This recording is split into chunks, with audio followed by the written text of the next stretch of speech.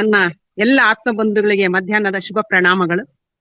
ನಮ್ಮೆಲ್ಲರ ಪ್ರೀತಿಯ ಗುರುಗಳಾಗಿರ್ತಕ್ಕಂತಹ ಸುಭಾಷ್ ಪತ್ರಿಜಿ ಗುರುಗಳಿಗೆ, ಸ್ವರ್ಣಮಾಲಾ ಅಮ್ಮನವರಿಗೆ, ನನಗೆ ಜನ್ಮವನ್ನು ನೀಡಿರ್ತಕ್ಕಂತಹ ತಂದೆ ತಾಯಿಗೆ, ಪ್ರಕೃತಿ ಮಾತೆಗೆ, ವಿಶ್ವಶಕ್ತಿಗೆ, ನನಗೆ ಜ್ಞಾನವನ್ನು ಕೊಟ್ಟಿರ್ತಕ್ಕಂತಹ ಸಕಲ ಗುರು ವೃಂದದವರಿಗೆ, ನನಗೆ ಅವಕಾಶವನ್ನು ಕೊಟ್ಟಿರ್ತಕ್ಕಂತಹ ಮಹಾವತಾರ್ ಫೌಂಡೇಶನ್ ಅವರಿಗೆ, ಪರಿಚಯಿಸಿರ್ತಕ್ಕಂತಹ ಗೀತಾ ಮೇಡಮ್ ಅವರಿಗೆ, ಭಾಗವಹಿಸಿರ್ತಕ್ಕಂತಹ ನಿಮ್ಮೆಲ್ಲರಿಗೂ ನಾನು ಹೃದಯಪೂರ್ವಕವಾಗಿರ್ತಕ್ಕಂತಹ ಪ್ರಣಾಮಗಳನ್ನು ಅರ್ಪಿಸ್ತಾ ಇದ್ದೀನಿ ಮಾಸ್ಟರ್ಸ್. ಈ ದಿನ ನಾನು ಗೀತೆಯ ಅಂತರಾಳ ಅಂತಕ್ಕಂತಹ ಒಂದು ವಿಷಯವನ್ನ ತಗೊಳ್ತಾ ಇದ್ದೀನಿ. ಗೀತೆ ಅಂದ್ರೆ ನಮ್ಗೆಲ್ರಿಗೂ ಗೊತ್ತಿರ್ತಕ್ಕಂಥದ್ದು ಭಗವದ್ಗೀತೆ ಅಂತಕ್ಕಂಥದ್ದು. ಇದರ ಒಂದು ಪರಿಚಯ ನನ್ನ ಒಂದು ಅರಿವಿಗೆ ಬಂದಷ್ಟು ನಾನಿಲ್ಲಿ ಪರಿಚಯವನ್ನ ಮಾಡ್ಕೊಳ್ತಾ ಇದ್ದೀನಿ. ಈ ಒಂದು ಭಗವದ್ಗೀತೆಯಲ್ಲಿ ಇರ್ತಕ್ಕಂತಹ ಅಧ್ಯಾಯಗಳಿಷ್ಟು, ಅದರಲ್ಲಿ ಎಷ್ಟೆಷ್ಟು ಶ್ಲೋಕಗಳು ಬರ್ತವೆ, ಆ ಒಂದು ಅಧ್ಯಾಯದ ಸಾರಾಂಶ ಏನು ಅಂತಕ್ಕಂಥದ್ದನ್ನ ನಾನು ಸ್ವಲ್ಪ ಪರಿಚಯ ಮಾಡ್ಬಿಟ್ಟು ಆ ಭಗವದ್ಗೀತೆಯಲ್ಲಿ ಇರ್ತಕ್ಕಂತಹ ಅಂಶಗಳನ್ನ ನಾವು ಯಾವ ರೀತಿ ನಮ್ಮ ಜೀವನದಲ್ಲಿ ಅಳವಡಿಸ್ಕೋಬಹುದು ಅಂತಕ್ಕಂಥದ್ರ ಬಗ್ಗೆ ನಾನು ಇವತ್ತು ಹೇಳ್ತಾ ಇದ್ದೀನಿ. ಈ ಭಗವದ್ಗೀತೆ ಅಂತಕ್ಕಂಥದ್ದು ನಮ್ಮ ಹಿಂದೂ ಧರ್ಮ, ಸನಾತನ ಧರ್ಮದ ಒಂದು ಪವಿತ್ರ ಗ್ರಂಥ ಅಂತಂದ್ ಹೇಳ್ಬಿಟ್ಟು ನಾವಿಲ್ಲಿ ಹೇಳ್ಬಹುದು. ನಮ್ಮ ಒಂದು ಸಂಸ್ಕೃತಿ ಅಂತಕ್ಕಂಥದ್ದು, ನಮ್ಮ ಆಚಾರ ವಿಚಾರ ಅಂತಕ್ಕಂಥದ್ದು, ನಮ್ಮ ಒಂದು ಭಾರತದ ಒಂದು ಸನಾತನ ಧರ್ಮದ ಲಕ್ಷಣಗಳು ಅಂತಂದ್ ಹೇಳ್ಬಿಟ್ಟು ನಾವಿಲ್ಲಿ ಹೇಳ್ಬಹುದು. ಇದೆಲ್ಲಾನು ಈ ಎಲ್ಲ ಒಂದು ಸನಾತನ ಧರ್ಮ ಅಂತಕ್ಕಂಥದ್ದು ಆಧಾರವಾಗಿ ನಿಂತ್ಕೊಂಡಿರ್ತಕ್ಕಂಥದ್ದೇ ಈ ಒಂದು ಭಗವದ್ಗೀತೆ, ಉಪನಿಷತ್ತುಗಳು, ವೇದಗಳು, ಇವುಗಳ ಆಧಾರದ ಮೇಲೆ ನಿಂತ್ಕೊಂಡಿದೆ. ಈ ಒಂದು ಭಗವದ್ಗೀತೆನ ರಚಿಸಿರ್ತಕ್ಕಂಥವ್ರು ಯಾರು ಅಂದ್ರೆ ವೇದವ್ಯಾಸರು. ನೋಡಿ, ನಿನ್ನೆ ಗುರುದೇವಿ ಮೇಡಮ್ ಅವರು ವೇದವ್ಯಾಸರ ಬಗ್ಗೆ ಬಹಳ ಚೆನ್ನಾಗಿ ಪರಿಚಯವನ್ನ ಮಾಡ್ಕೊಟ್ರು. ಕಾಕತಾಳೀಯ ಎನ್ನುವಂತೆ ಅದ್ರ ಮರುದಿನನೇ ನಾವು ಇವತ್ತೇನ್ ಮಾಡ್ತಾ ಇದೀವಪ್ಪ ಅಂತಂದ್ರೆ ಅವರು ರಚನೆ ಮಾಡಿರ್ತಕ್ಕಂತಹ ಗೀತೆಯ ಒಂದು ಪರಿಚಯವನ್ನ ನಾವು ಇಲ್ಲಿ ಮಾಡ್ಕೊಳ್ತಾ ಇದ್ವಿ. ಈ ಒಂದು ಭಗವದ್ಗೀತೆ ಅಂತಕ್ಕಂಥದ್ದು ನಮ್ಮ ಭಾರತದಲ್ಲಿ ಅಷ್ಟೇ ಅಲ್ಲ, ಬೇರೆ ಬೇರೆ ದೇಶದಲ್ಲಿ, ಬೇರೆ ಬೇರೆ ದೇಶಗಳಲ್ಲಿ ಇದು ಒಂದು ಪರಿಚಿತ ಆಗಿದೆ. ಜೊತೆಗೆ ಬೇರೆ ಬೇರೆ ದೇಶಗಳ ಒಂದು ಭಾಷೆಗಳಿಗೂ ಸಹಿತ ಅನುವಾದ ಆಗಿದೆ. ಇದು ಒಂದು ವಿಶೇಷವಾಗಿರ್ತಕ್ಕಂತಹ ವಿಷಯ. ಇದು ಯಾವ ಒಂದು ಗ್ರಂಥ ಸಹಿತನು ಇಷ್ಟೊಂದು ಪ್ರಮಾಣದಲ್ಲಿ ಬೇರೆ ಭಾಷೆಗಳಿಗೆ ತರ್ಜುಮೆ ಆಗಿಲ್ಲ. ಅದು ಈ ಒಂದು ಭಗವದ್ಗೀತೆಯ ಹಿರಿಮೆ ಅಂತಂದ್ ಹೇಳ್ಬಿಟ್ಟು ನಾವಿಲ್ಲಿ ಹೇಳ್ಬಹುದು. ಇದು ನೋಡ್ರಿ, ಭಗವಂತ ಆಗಿರ್ತಕ್ಕಂತಹ ಶ್ರೀಕೃಷ್ಣ ಪರಮಾತ್ಮ ಅರ್ಜುನನಿಗೆ ಬೋಧಿಸಿರ್ತಕ್ಕಂಥದ್ದು. ಅರ್ಜುನನ ಜೊತೆಗೆ ಇಡೀ ಮನುಕುಲದ ಪ್ರತಿಯೊಬ್ಬ ಮಾನವರಿಗೂ ಜ್ಞಾನವನ್ನ ಕೊಟ್ಟಿರ್ತಕ್ಕಂಥದ್ದು ಈ ಒಂದು ಭಗವದ್ಗೀತೆಯ ಮೂಲಕ ಅಂತಂದ್ ಹೇಳ್ಬಿಟ್ಟು ನಾವಿಲ್ಲಿ ಹೇಳ್ಬಹುದು. ಇಲ್ಲಿ ನೋಡ್ರಿ, ಭಗವಾನ್ ಅಂತಕ್ಕಂತಹ ಪದ, ಈ ಭಗವಾನ್ ಅಂತಕ್ಕಂತಹ ಪದದಲ್ಲಿ 2 ಪದಗಳು ಬರ್ತವೆ, ಭಗ ಮತ್ತೆ ವಾನ್ ಅಂತಕ್ಕಂಥದ್ದು. ಭಗ ಅಂದ್ರೆ ಸಿರಿಗಳು. ಸಿರಿ ಅಂದ್ರೆ ಯಾವ್ದ್ಯಾವ್ದು ಅಂತ ಹೇಳ್ತೀವಿ ನಾವು, ಸೌಂದರ್ಯ, ಕೀರ್ತಿ, ವಿರಕ್ತಿ, ಇವುಗಳನ್ನೆಲ್ಲ ನಾವು ಸಿರಿ ಅಂತ ಹೇಳ್ತೀವಿ. ವಾನ್ ಅಂತಂದ್ರೇನು, ಹೊಂದಿರ್ತಕ್ಕಂತಹವನು. ಈ ಎಲ್ಲ ಸಿರಿಗಳನ್ನ ಅಂದ್ರೆ ಸೌಂದರ್ಯ, ಕೀರ್ತಿ, ವಿರಕ್ತಿ ಇವುಗಳನ್ನೆಲ್ಲ ಹೊಂದಿರ್ತಕ್ಕಂತಹವನು ಕೃಷ್ಣ. ಭಗವಾನ್ ಅಂತಕ್ಕಂತಹ ಅರ್ಥ ಇಲ್ಲಿ ಬರುತ್ತೆ ನೋಡ್ರಿ. ಭಗ ಅಂದ್ರೆ ಸಿರಿಗಳು, ವಾನ್ ಅಂದ್ರೆ ಹೊಂದಿರ್ತಕ್ಕಂಥವ್ನು. ಈ ಎಲ್ಲ ಸಿರಿಗಳನ್ನ ಹೊಂದಿರ್ತಕ್ಕಂಥವ್ನು ಯಾರಪ್ಪ ಅಂತಂದ್ರೆ ಭಗವಂತ ಅಂತಕ್ಕಂಥ ಅರ್ಥ ಇಲ್ಲಿ ಬರುತ್ತೆ. ನೆಕ್ಸ್ಟ್, ಕೃಷ್ಣ ಅಂದ್ರೆ ಏನು ಅಂತಕ್ಕಂಥದನ್ನ ನಾವಿಲ್ಲಿ ನೋಡೋಣ. ಕೃಷ್ಣ ಪದವನ್ನ ನಾವು ಬಿಡಿಸಿ ನೋಡಿದಾಗ ಕೃಷ್ ಅಂತಕ್ಕಂತಹ ಒಂದು ಪದ ಬರುತ್ತೆ, ನ ಅಂತಕ್ಕಂತಹ ಒಂದು ಅಕ್ಷರ ಬರುತ್ತೆ.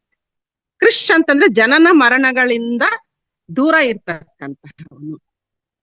ನ ಅಂದ್ರೆ ಇಲ್ಲದವನು ಅಂತಂದ್ರೆ ಜನನ ಮರಣಗಳಿಂದ ದೂರ ಇರ್ತಕ್ಕಂತಹವನು.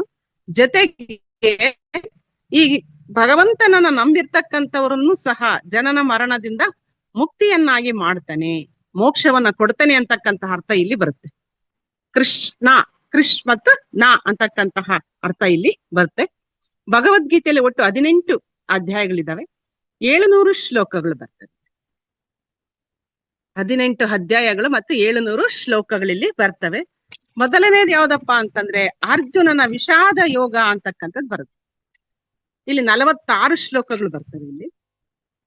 ಇಲ್ಲಿ ಅರ್ಜುನ ಏನ್ ಮಾಡ್ತಾನೆ, ಕೃಷ್ಣನಿಗೆ ಹೇಳ್ತಾನೆ, ಕೃಷ್ಣ ನನ್ನನ್ನ ರಣರಂಗಕ್ಕೆ, ಕುರುಕ್ಷೇತ್ರಕ್ಕೆ ಕರ್ಕೊಂಡು ಹೋಗು ಅಂತಂದ್ ಹೇಳ್ಬಿಟ್ಟು ಹೇಳಿದಾಗ ಆ ಕೃಷ್ಣ ಏನ್ ಮಾಡ್ತಾನಪ್ಪ ಅಂದ್ರೆ ಅರ್ಜುನನನ್ನ ಕರ್ಕೊಂಡ್ ಬಂದು 2 ಸೈನ್ಯದ ಮಧ್ಯೆ ನಿಲ್ಲಿಸ್ತಾನೆ, ಕೌರವರು ಮತ್ತೆ ಪಾಂಡವರ ಮಧ್ಯೆ ನಿಲ್ಲಿಸಿದಾಗ ಅರ್ಜುನ ಏನ್ ಮಾಡ್ತಾನೆ, ಆ ಒಂದು ಕೌರವರ ಸೈನ್ಯದಲ್ಲಿ ಇರ್ತಕ್ಕಂಥವ್ರನ್ನೆಲ್ಲ ಒಂದು ಸಾರಿ ಗಮನ ಇಟ್ಟು ನೋಡುತ್ತಾನೆ. ಅಲ್ಲಿರ್ತಕ್ಕಂಥವರೆಲ್ಲ ತನ್ನ ಗುರುಗಳು, ತಾತಂದ್ರು, ಸಹೋದರರು, ಸ್ನೇಹಿತರೆಲ್ಲ ಇರ್ತಾರೆ. ಅವ್ರನ್ನೆಲ್ಲ ನೋಡಿದಾಗ ಇವನಿಗೆ ಮನಸ್ಸಿಗೆ ಬಹಳ ವ್ಯಥೆ ಆಗ್ಬಿಡುತ್ತೆ. ನಾನು ಇವರನ್ನೆಲ್ಲ ಕೊಂದು ರಾಜ್ಯವನ್ನ ಪಡಿಬೇಕಾ ಅಂತಕ್ಕಂತಹ ಒಂದು ಪ್ರಶ್ನೆ ಉದ್ಭವ ಆಗುತ್ತೆ. ಆಗ ಅವನೇನ್ ಮಾಡ್ತಾನೆ, ಶಸ್ತ್ರಾಸ್ತ್ರವನ್ನ ತ್ಯಾಗ ಮಾಡ್ಬಿಟ್ಟು ನಾನು ಈ ಯುದ್ಧವನ್ನ ಮಾಡೋದಿಲ್ಲ ಅಂತಂದ್ ಹೇಳ್ಬಿಟ್ಟು ಏನ್ ಮಾಡ್ತಾನೆ, ಶ್ರೀಕೃಷ್ಣ ಪರಮಾತ್ಮನಿಗೆ ಹೇಳ್ತಾನೆ.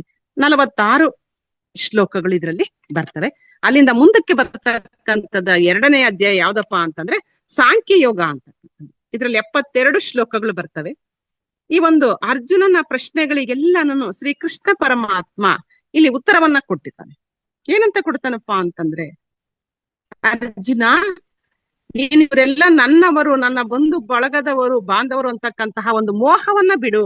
ನೀನ್ ಮೋಹವನ್ನ ಬಿಟ್ರೆ ಏನ್ ಮಾಡಬಹುದಪ್ಪ ಅಂತಂದ್ರೆ ಇಲ್ಲಿ ಕರ್ತವ್ಯವನ್ನ ಸುಲಭವಾಗಿ ನೀನು ನಿರ್ವಹಿಸಬಹುದು ಅಂತಂದ್ ಹೇಳ್ಬಿಟ್ಟು ಇಲ್ಲಿ ಹೇಳ್ತಾ ಇದ್ದಾನೆ. ಇವರೆಲ್ಲ ಆತ್ಮಗಳು. ನೀನ್ ಇವ್ರನ್ನೆಲ್ಲ ನಾನು ಕೊಲ್ಬೇಕಾ ಯುದ್ಧದಲ್ಲಿ ಅಂತ ನೀನ್ ಯೋಚನೆ ಮಾಡ್ತಾ ಇದೀಯಲ್ಲ, ಇವರೆಲ್ಲ ಶರೀರ ರೂಪಿಗಳಲ್ಲ, ಆತ್ಮರೂಪಿಗಳು. ಇವ್ರಿಗೆ ಸಾವು ಅಂತಕ್ಕಂಥದ್ದೇ ಇಲ್ಲ ಅಂತಂದ್ ಹೇಳ್ಬಿಟ್ಟು ಕೃಷ್ಣ ಪರಮಾತ್ಮ ಹೇಳಿದಾಗ ಅರ್ಜುನನ್ಗೆ ಏನಾಗ್ತದೆ ಅಂತಂದ್ರೆ ಸ್ವಲ್ಪ ಸಮಾಧಾನ ಆಗುತ್ತೆ. ಮತ್ತೆ ಯುದ್ಧದ ಕಡೆಗೆ ಅವನು ಗಮನವನ್ನ ಕೊಡ್ತಾನೆ. ಅವ್ರು ಯಾರು ಸಾಯೋದೇ ಇಲ್ಲ. ಮತ್ತೆ ಏನ್ ಮಾಡ್ತಾರೆ, ಆತ್ಮಕ್ಕೆ ಸಾವೇ ಇಲ್ವಲ್ಲ, ಹಾಗಿದ್ದಾಗ ನಾನು ಅವ್ರನ್ನೆಲ್ಲ ಸಾಯಿಸ್ತೀನಿ ಯುದ್ಧದಲ್ಲಿ ಅಂತಕ್ಕಂತಹ ಭಾವನೆ ನಿನಗೆ ಯಾಕೆ ಅಂತಂದ್ ಹೇಳ್ಬಿಟ್ಟು ಶ್ರೀಕೃಷ್ಣ ಪರಮಾತ್ಮ ಹೇಳಿದಾಗ ಅರ್ಜುನ ಏನ್ ಮಾಡ್ತಾನೆ, ಯುದ್ಧವನ್ನ ಮಾಡ್ಲಿಕ್ಕೆ ಮನಸ್ಸನ್ನ ಮಾಡ್ತಾನೆ. 3ನೇ ಅಧ್ಯಾಯವನ್ನ ನಾವು ಕರ್ಮಯೋಗ ಅಂತ ಕರಿತೀವಿ. ಅದರಲ್ಲಿ 43 ಶ್ಲೋಕಗಳು ಬರ್ತವೆ. ಇದರಲ್ಲಿ ಇದರ ಒಂದು ಸಾರಾಂಶ ಏನ್ ಬರುತ್ತಪ್ಪ ಅಂದ್ರೆ, ಕೃಷ್ಣ ಹೇಳ್ತಕ್ಕಂಥದ್ದೇನು, ಪ್ರತಿಯೊಬ್ಬ ಮಾನವ ಸಹಿತನು ಯಾವ್ದಾದ್ರೂ ಒಂದು ಕರ್ಮವನ್ನ ಮಾಡ್ಲೇಬೇಕು. ತ್ಯಾಗ ಭಾವದಿಂದ ನಾವು ಕರ್ಮವನ್ನ ಮಾಡ್ಬೇಕು. ಅದರ ಫಲವನ್ನ ಏನ್ ಮಾಡ್ಬೇಕು, ನಾವು ಆಶಿಸಬಾರದು. ಆ ಫಲವನ್ನ ಪರಮಾತ್ಮನಿಗೆ ಬಿಡ್ಬೇಕು ಅಂತಂದ್ ಹೇಳ್ಬಿಟ್ಟು ಈ ಕರ್ಮಯೋಗದಲ್ಲಿ ಹೇಳ್ತಾನೆ. 4ನೇ ಅಧ್ಯಾಯ ಯಾವ್ದಪ್ಪ ಅಂದ್ರೆ ಜ್ಞಾನಯೋಗ. ಇಲ್ಲಿ 42 ಶ್ಲೋಕಗಳು ಬರ್ತವೆ.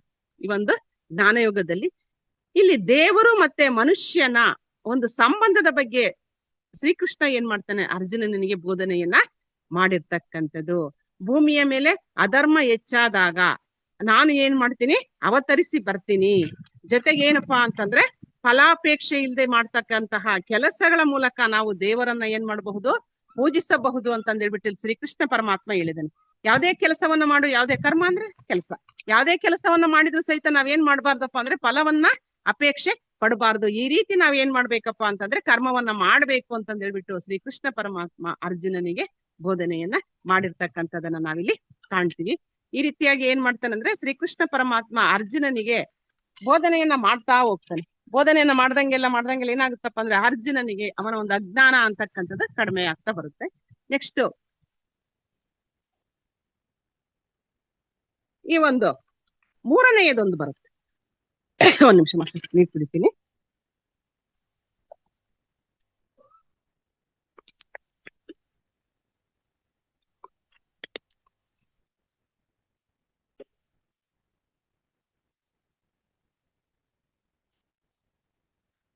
ನೆಕ್ಸ್ಟ್ ಜ್ಞಾನಯೋಗ ಆದ್ಮೇಲೆ ಏನ್ ಬರುತ್ತಪ್ಪ ಅಂತಂದ್ರೆ 4ನೇ ಅಧ್ಯಾಯದಲ್ಲಿ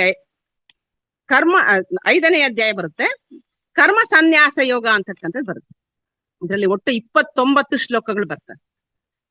ಇಲ್ಲಿ ಕೃಷ್ಣ ಏನ್ ಹೇಳ್ತಾನೆ ಅಂತಂದ್ರೆ, ಅರ್ಜುನ ಜ್ಞಾನಿಯಾಗಿರ್ತಕ್ಕಂಥವ್ರು ಎಲ್ಲಾ ಕರ್ಮಗಳನ್ನ ಮಾಡ್ತಾನೆ, ಆದ್ರೆ ಫಲಗಳನ್ನ ಏನ್ ಮಾಡ್ತಾನಪ್ಪ ಅಂದ್ರೆ ನಿರಾಕರಿಸ್ತಾನೆ. ಫಲಗಳ ಬಗ್ಗೆ ಅವನು ಗಮನವನ್ನ ಹರಿಸೋದಿಲ್ಲ. ತ್ಯಾಗದಿಂದ ಕೂಡಿರ್ತಕ್ಕಂತಹ ಕರ್ಮ, ನಿಸ್ವಾರ್ಥದಿಂದ ಕೂಡಿರ್ತಕ್ಕಂತಹ ಕರ್ಮ ನಮಗೆ ಒಳ್ಳೆಯ ಫಲವನ್ನ ತಂದು ಕೊಡುತ್ತೆ ಅಂತಂದ್ಬಿಟ್ಟು ಇಲ್ಲಿ ಶ್ರೀಕೃಷ್ಣ ಪರಮಾತ್ಮ ಏನ್ ಮಾಡ್ತಿದ್ದಾನೆ ಹೇಳ್ತಾನೆ. ಹಾಗಾದ್ರೆ ತ್ಯಾಗದಿಂದ ಮಾಡ್ತಕ್ಕಂತಹ ಕರ್ಮ ದೊಡ್ಡದಾ ಅಥವಾ ಫಲಾಪೇಕ್ಷೆ ಇಲ್ಲದೆ ಮಾಡ್ತಕ್ಕಂತಹ ಕರ್ಮ ದೊಡ್ಡದಾ ಅಂತಂದೇಳ್ಬಿಟ್ಟು ಅರ್ಜುನ ಕೇಳ್ತಾನೆ. ಆಗ ಶ್ರೀಕೃಷ್ಣ ಹೇಳ್ತಾನೆ, ತ್ಯಾಗ ಅಂತಕ್ಕಂಥದ್ದು ಏನು ಇಲ್ಲ ಇಲ್ಲಿ. ಯಾಕಪ್ಪ ಅಂದ್ರೆ ಪ್ರತಿಯೊಂದು ಸಹಿತ ಯಾರಿಗೆ ಸೇರಿರ್ತಕ್ಕಂಥದಪ್ಪ ಅಂದ್ರೆ ಪರಮಾತ್ಮನಿಗೆ ಸೇರಿರ್ತಕ್ಕಂಥದ್ದು. ಹಾಗಾಗಿ ಇಲ್ಲಿ ಮನುಷ್ಯ ತ್ಯಾಗ ಮಾಡುವಷ್ಟು ದೊಡ್ಡವನಲ್ಲ. ಹಾಗಾಗಿ ಇಲ್ಲಿ ಏನ್ ಮಾಡ್ಬೇಕು, ಫಲಾಪೇಕ್ಷೆ ಇಲ್ಲದೆ ಕರ್ತವ್ಯವನ್ನ ಮಾಡ್ಬೇಕು, ಅದರ ಒಂದು ಫಲವನ್ನ ಪರಮಾತ್ಮನಿಗೆ ಬಿಡ್ಬೇಕು ಅಂತಂದೇಳ್ಬಿಟ್ಟು ಹೇಳ್ತಾನೆ ಶ್ರೀಕೃಷ್ಣ. ಇದು 5ನೇ ಒಂದು ಅಧ್ಯಾಯದಲ್ಲಿ ಬರ್ತಕ್ಕಂಥದ್ದು. ನೆಕ್ಸ್ಟ್ 6ನೇ ಅಧ್ಯಾಯದ ಏನ್ ಬರುತ್ತೆ ಅಂತಂದ್ರೆ ಧ್ಯಾನ ಯೋಗ ಅಂತಕ್ಕಂಥದ್ದು ಬರುತ್ತೆ. ಇದರಲ್ಲಿ 47 ಶ್ಲೋಕಗಳು ಬರ್ತವೆ. ಇಲ್ಲಿ 8 ಬಗೆಯ ಯೋಗಗಳ ಬಗ್ಗೆ ಇಲ್ಲಿ ಕೃಷ್ಣ ಏನ್ ಮಾಡಿದ್ದಾನೆ, ಪರಿಚಯವನ್ನ ಮಾಡಿಕೊಟ್ಟಿದ್ದಾನೆ. ಧ್ಯಾನವನ್ನ ಮಾಡೋದ್ರಿಂದ ನಾವು ಇಂದ್ರಿಯ ನಿಗ್ರಹವನ್ನ ಮಾಡಬಹುದು. ಇಂದ್ರಿಯ ನಿಗ್ರಹವನ್ನ ಮಾಡೋದ್ರಿಂದ ಏನಾಗ್ತದಪ್ಪ ಅಂತಂದ್ರೆ ನಾವೆಲ್ಲರೂ ಯೋಗಿಗಳಾಗಬಹುದು. ಯೋಗಿ ಅಂದ್ರೇನು, ಸುಖ ದುಃಖ ಮಾನ ಅಪಮಾನ ಎಲ್ಲವನ್ನ ಸಮನಾಗಿ ಸ್ವೀಕಾರ ಮಾಡ್ತಕ್ಕಂಥ ನಾವೇನಂತ ಹೇಳ್ತೀವಪ್ಪ ಅಂದ್ರೆ ಯೋಗಿ ಅಂತಂದ್ ಹೇಳ್ಬಿಟ್ಟು ಹೇಳ್ತೀವಿ. ಈ ಗುಣ ನಮ್ಮಲ್ಲಿ ಬರುತ್ತೆ ಅಂತಂದ್ ಹೇಳ್ಬಿಟ್ಟು ಅವರು ಹೇಳ್ತಾರೆ. ಆಮೇಲೆ ನೋಡ್ರಿ, ಆರನೇದು ಧ್ಯಾನ ಯೋಗ ಆಯ್ತು. ಏಳನೇದು ಯಾವ್ದಪ್ಪ ಅಂದ್ರೆ ಜ್ಞಾನ ವಿಜ್ಞಾನ ಯೋಗ ಅಂತಕ್ಕಂಥದ್ದು. ಇದರಲ್ಲಿ 30 ಶ್ಲೋಕಗಳು ಬರ್ತವೆ.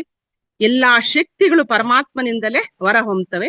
ಭೌತಿಕ ಪ್ರಪಂಚ ಮತ್ತು ಆಧ್ಯಾತ್ಮಿಕ ಎಲ್ಲದಕ್ಕೂ ಪರಮಾತ್ಮನೇ ಕಾರಣ ಅಂತಕ್ಕಂಥ ಅಂಶವನ್ನ ಈ ಒಂದು ಅಧ್ಯಾಯದಲ್ಲಿ ಹೇಳಿದ್ದಾನೆ.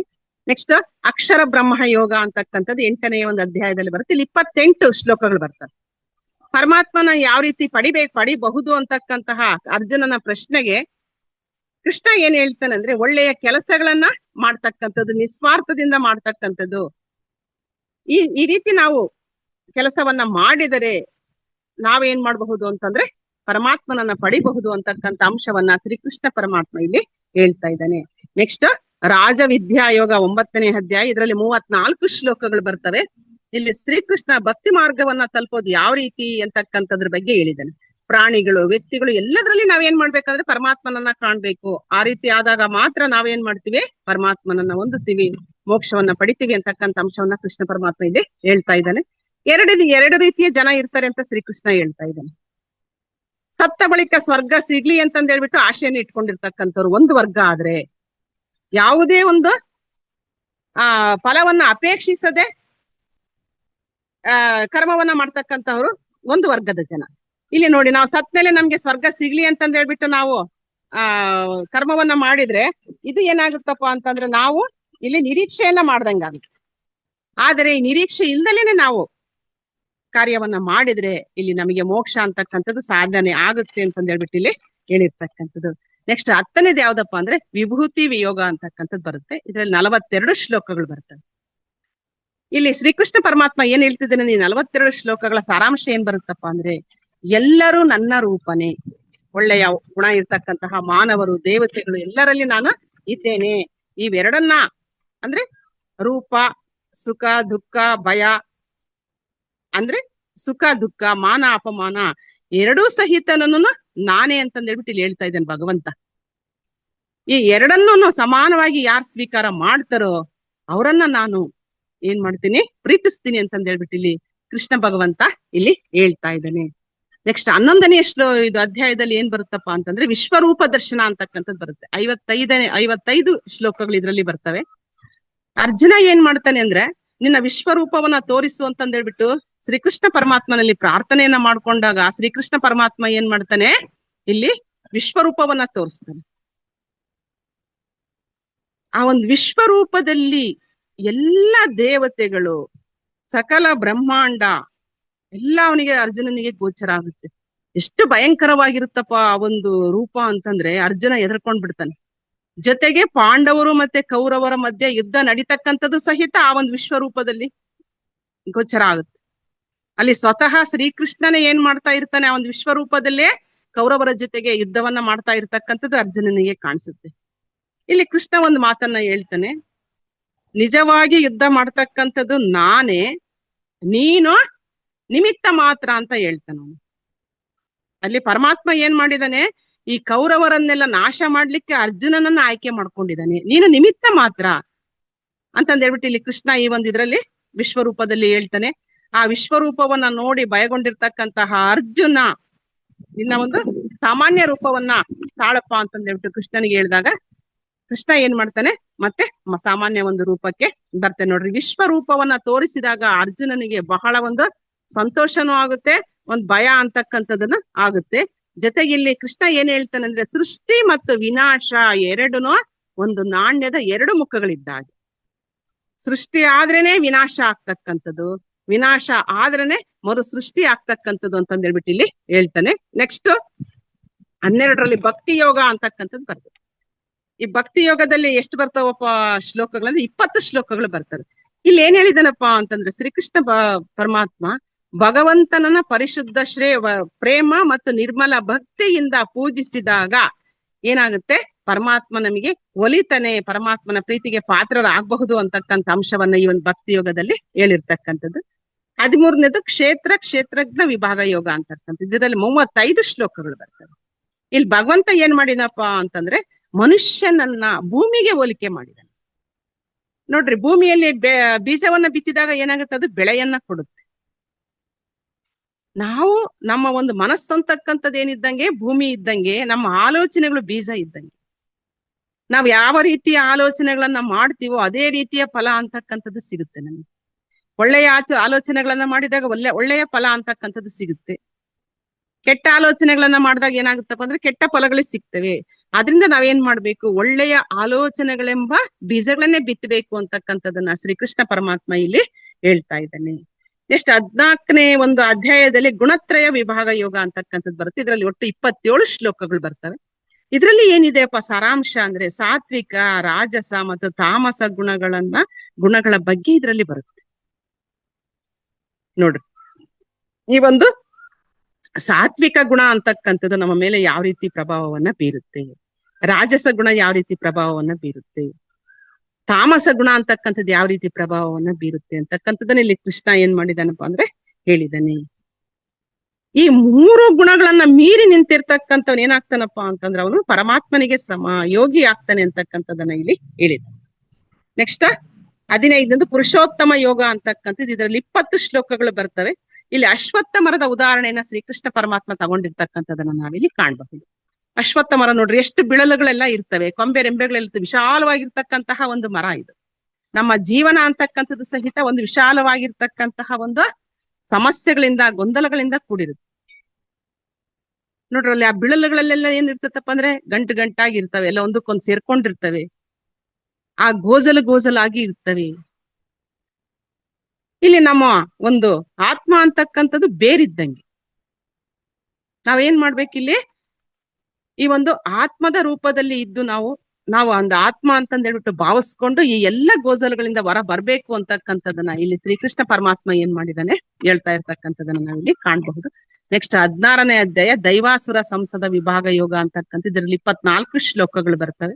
ಪ್ರತಿಯೊಬ್ಬ ಮನುಷ್ಯನಲ್ಲಿರ್ತಕ್ಕಂತಹ ನಿಷ್ಕಲ್ಮಶ ಮನಸ್ಸು, ದಾನ ಧರ್ಮ, ಆಮೇಲೆ ಸ್ವಯಂ ನಿಯಂತ್ರಣ, ಕ್ಷಮಿಸ್ತಕ್ಕಂತಹ ಒಂದು ಗುಣ, ಇವು ಎಲ್ಲ ದೈವಿ ಗುಣಗಳು. ಇವುಗಳನ್ನ ಯಾರು ಹೊಂದಿರ್ತಾರೋ ಇವರು ದೈವತ್ವಕ್ಕೆ ಏರ್ತಾರೆ. ಇದಕ್ಕೆ ವಿರುದ್ಧವಾಗಿ ಒಂದು ಅಹಂಕಾರ, ಹಿಂಸಾಚಾರ, ಕ್ರೌರ್ಯ, ಸ್ವಾರ್ಥ, ಈ ಎಲ್ಲ ಮನೋಭಾವಗಳು ಯಾರಲ್ಲಿ ಇರ್ತಾವೋ ಇವು ಅಸುರಿ ಗುಣಗಳು, ರಾಕ್ಷಸ ಗುಣಗಳು. ನೋಡ್ರಿ, ನಾವು ದೈವಿ ಗುಣಗಳನ್ನ ಬೆಳೆಸ್ಕೊಂಡ್ರೆ ದೈವತ್ವಕ್ಕೆ ಏರ್ತೀವಿ, ಪರಮಾತ್ಮನಿಗೆ ಹತ್ತಿರ ಆಗ್ತೀವಿ.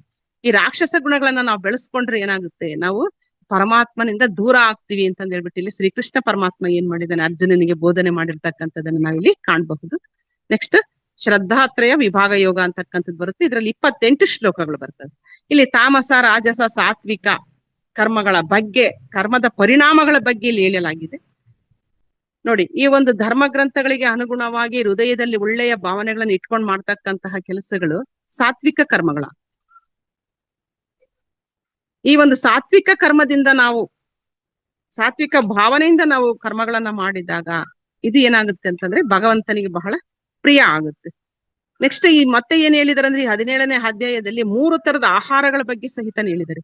ಸಾತ್ವಿಕ ಆಹಾರ, ರಾಜಸ ಆಹಾರ, ತಾಮಸ ಆಹಾರ. ಸಾತ್ವಿಕ ಆಹಾರದಲ್ಲಿ ಏನ್ ಬರುತ್ತೆ, ಬರೀ ಹಣ್ಣು ಹಂಪಲುಗಳು, ಇಂತಹ ಒಂದು ಆಹಾರ ಬರುತ್ತೆ. ರಾಜಸದಲ್ಲಿ ಏನ್ ಬರುತ್ತಪ್ಪ ಅಂದ್ರೆ ಉಪ್ಪು, ಹುಳಿ, ಖಾರ ಇರ್ತಕ್ಕಂತಹ ಆಹಾರ ಬರುತ್ತೆ. ತಾಮಸ ಆಹಾರದಲ್ಲಿ ಏನ್ ಬರುತ್ತೆ ಅಂತಂದ್ರೆ ಮಾಂಸಾಹಾರ, ಹೆಚ್ಚಿನ ಒಂದು ಮಸಾಲೆಯುಕ್ತ ಆಹಾರ ಅಂತಕ್ಕಂಥದ್ದು ಬರುತ್ತೆ. ನೋಡ್ರಿ, ಹೆಚ್ಚಿನ ಒಂದು ಮಸಾಲೆಯುಕ್ತ ಆಹಾರವನ್ನ ಮತ್ತೆ ಹೆಚ್ಚು ಉಪ್ಪು, ಖಾರ, ಹುಳಿ ಇರ್ತಕ್ಕಂಥ ಆಹಾರವನ್ನ ನಾವು ಸೇವಿಸೋದ್ರಿಂದ ಏನಾಗುತ್ತಪ್ಪ ಅಂದ್ರೆ ನಮ್ಮ ಮನಸ್ಸಿನಲ್ಲಿ ಭಾವನೆಗಳು ಕೆರಳ್ತವೆ. ಇದು ನಾವು ಒಳ್ಳೆಯ ಕರ್ಮಗಳನ್ನ ಮಾಡ್ಲಿಕ್ಕೆ ಬಿಡೋದಿಲ್ಲ. ಹಾಗಾಗಿ ನಾವೇನ್ ಮಾಡ್ಬೇಕಂದ್ರೆ ಸಾತ್ವಿಕ ಆಹಾರವನ್ನು ಸೇವಿಸ್ಬೇಕು ಅಂತಕ್ಕಂಥದ್ದನ್ನ ಶ್ರೀಕೃಷ್ಣ ಭಗವಂತ ಏನ್ ಮಾಡಿದಾನೆ ಹೇಳಿರ್ತಕ್ಕಂಥದನ್ನ ನಾವಿಲ್ಲಿ ನೋಡಬಹುದು. ನೆಕ್ಸ್ಟ್ 18ನೇ ಅಧ್ಯಾಯ, ಇದನ್ನ ಮೋಕ್ಷ ಸನ್ಯಾಸ ಯೋಗ ಅಂತ ಹೇಳ್ತಾರೆ. ಇದರಲ್ಲಿ 78 ಶ್ಲೋಕಗಳು ಬರ್ತವೆ.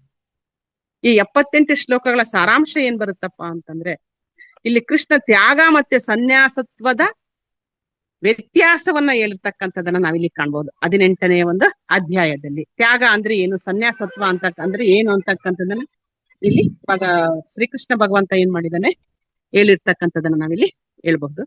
ತ್ಯಾಗ ಅಂದ್ರೆ ಕರ್ಮವನ್ನ ಮಾಡಿ ಫಲವನ್ನ ನಿರೀಕ್ಷೆ ಮಾಡದೇ ಇರ್ತಕ್ಕಂಥದ್ದು ತ್ಯಾಗ. ಸನ್ಯಾಸ ಅಂತಂದ್ರೆ ಏನಪ್ಪಾ ಅಂದ್ರೆ ನಮ್ಮ ಮನಸ್ಸಿನಲ್ಲಿ ಹುಟ್ಟಿದ ಆಸೆಗಳ ಪ್ರಕಾರ ನಾವು ಕರ್ಮ ಮಾಡದೇ ಇರ್ತಕ್ಕಂಥದ್ದೇ ಸನ್ಯಾಸ. ಆಸೆಗಳನ್ನ ಬಿಡ್ತಕ್ಕಂಥದ್ದೇ ಸನ್ಯಾಸ ಅಂತಕ್ಕಂತಹ ಒಂದು ಅರ್ಥ ಇಲ್ಲಿ ಬರ್ತದೆ.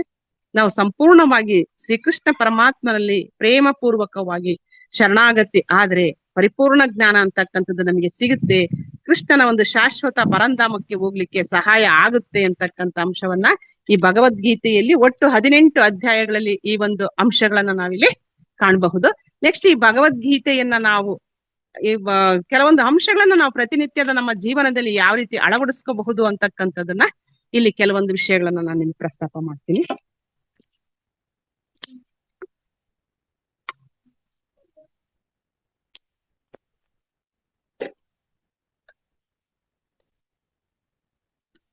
ನಾವು ಶ್ರೀಕೃಷ್ಣ ಹೇಳಿರ್ತಕ್ಕಂತಹ ಕೆಲವೊಂದು ಅಂಶಗಳನ್ನ ನಮ್ಮ ದಿನನಿತ್ಯದ ಜೀವನದಲ್ಲಿ ನಾವು ಏನ್ ಮಾಡಬಹುದು ಅಂದ್ರೆ ಅಳವಡಿಸ್ಕೋಬಹುದು. ಬಹಳ ಸರಳವಾಗಿರ್ತಕ್ಕಂತಹ ಅಂಶಗಳನ್ನ ನಾವಿಲ್ಲಿ ಮೊದಲನೇದು ಯಾವ್ದಪ್ಪ ಅಂತಂದ್ರೆ, ನಾವು ಆತ್ಮವನ್ನ ಉದ್ಧರಿಸಿಕೊಳ್ಬೇಕು ಅಂತ ಹೇಳ್ಬಿಟ್ಟು ಇಲ್ಲಿ ಶ್ರೀಕೃಷ್ಣ ಪರಮಾತ್ಮ ಹೇಳಿದ್ದಾರೆ. ನಾವು ಆತ್ಮರೂಪಿಗಳು, ಧ್ಯಾನ, ಸತ್ಸಂಗ, ಸ್ವಾಧ್ಯಾಯ ಮುಂತಾದ ಒಳ್ಳೆಯ ಮಾರ್ಗದ ಮೂಲಕ ನಾವೇನ್ ಮಾಡ್ಬೇಕಂದ್ರೆ ನಮ್ಮ ಆತ್ಮವನ್ನ ನಾವು ಉದ್ಧಾರ ಮಾಡ್ಕೋಬೇಕು ಅಂತ ಹೇಳ್ಬಿಟ್ಟು ಭಗವಂತ ಹೇಳಿದ್ದಾನೆ. ಆದ್ರೆ ಇಲ್ಲಿ ನಾವು ಸಹಜವಾಗಿ ನೋಡ್ತಕ್ಕಂಥದ್ದೇನೆ ನಮ್ಮ ಆತ್ಮ ಉದ್ಧಾರದ ಕಡೆಗಿಂತನೂ ನಾವು ಭೌತಿಕ ವಸ್ತುಗಳ ಒಂದು ಸಂಗ್ರಹಕ್ಕೆ ಹೆಚ್ಚಿನ ಒಂದು ಗಮನವನ್ನ ಕೊಡಬಾರ್ದು ಅಂತಲ್ಲ. ಅದ್ರ ಜೊತೆಗೆ ಏನ್ ಮಾಡ್ಬೇಕು, ನಾವು ಈ ಸ್ವಾಧ್ಯಾಯ ಮಾಡ್ತಕ್ಕಂಥದ್ದು, ಸತ್ಸಂಗಗಳಲ್ಲಿ ಭಾಗವಹಿಸ್ತಕ್ಕಂಥದ್ದು, ಧ್ಯಾನ ಮಾಡ್ತಕ್ಕಂಥದ್ದು, ಇದರಲ್ಲಿ ಏನ್ ಮಾಡ್ಬೇಕು, ನಾವು ಭಾಗವಹಿಸ್ಬೇಕು. ನೆಕ್ಸ್ಟ್ ಇನ್ನೂ ಒಂದ್ ಅಂಶ ಏನ್ ಬರುತ್ತೆ ಇಲ್ಲಿ ಅಂತಂದ್ರೆ, ಇತರರ ಕಷ್ಟ ತನ್ನ ಕಷ್ಟ ಅಂತಂದ್ ಹೇಳ್ಬಿಟ್ಟು ಭಾವಿಸ್ಬೇಕು. ಕಷ್ಟದಲ್ಲಿ ಇರ್ತಕ್ಕಂಥವ್ರಿಗೆ ಸಹಾಯವನ್ನ ಮಾಡ್ಬೇಕು. ಅದಕ್ಕೆ ಬದಲಾಗಿ ನಾವೇನ್ ಮಾಡ್ತಾ ಇದೀವಿ ಅಂತಂದ್ರೆ, ಇವತ್ತಿನ ದಿನ ಪ್ರಾಣಿ ಹಿಂಸೆಯನ್ನ ಮಾಡ್ತಿದೀವಿ, ಬೇರೆಯವರಿಗೆ ಹಿಂಸೆಯನ್ನ ಮಾಡ್ತಾ ಇದೀವಿ.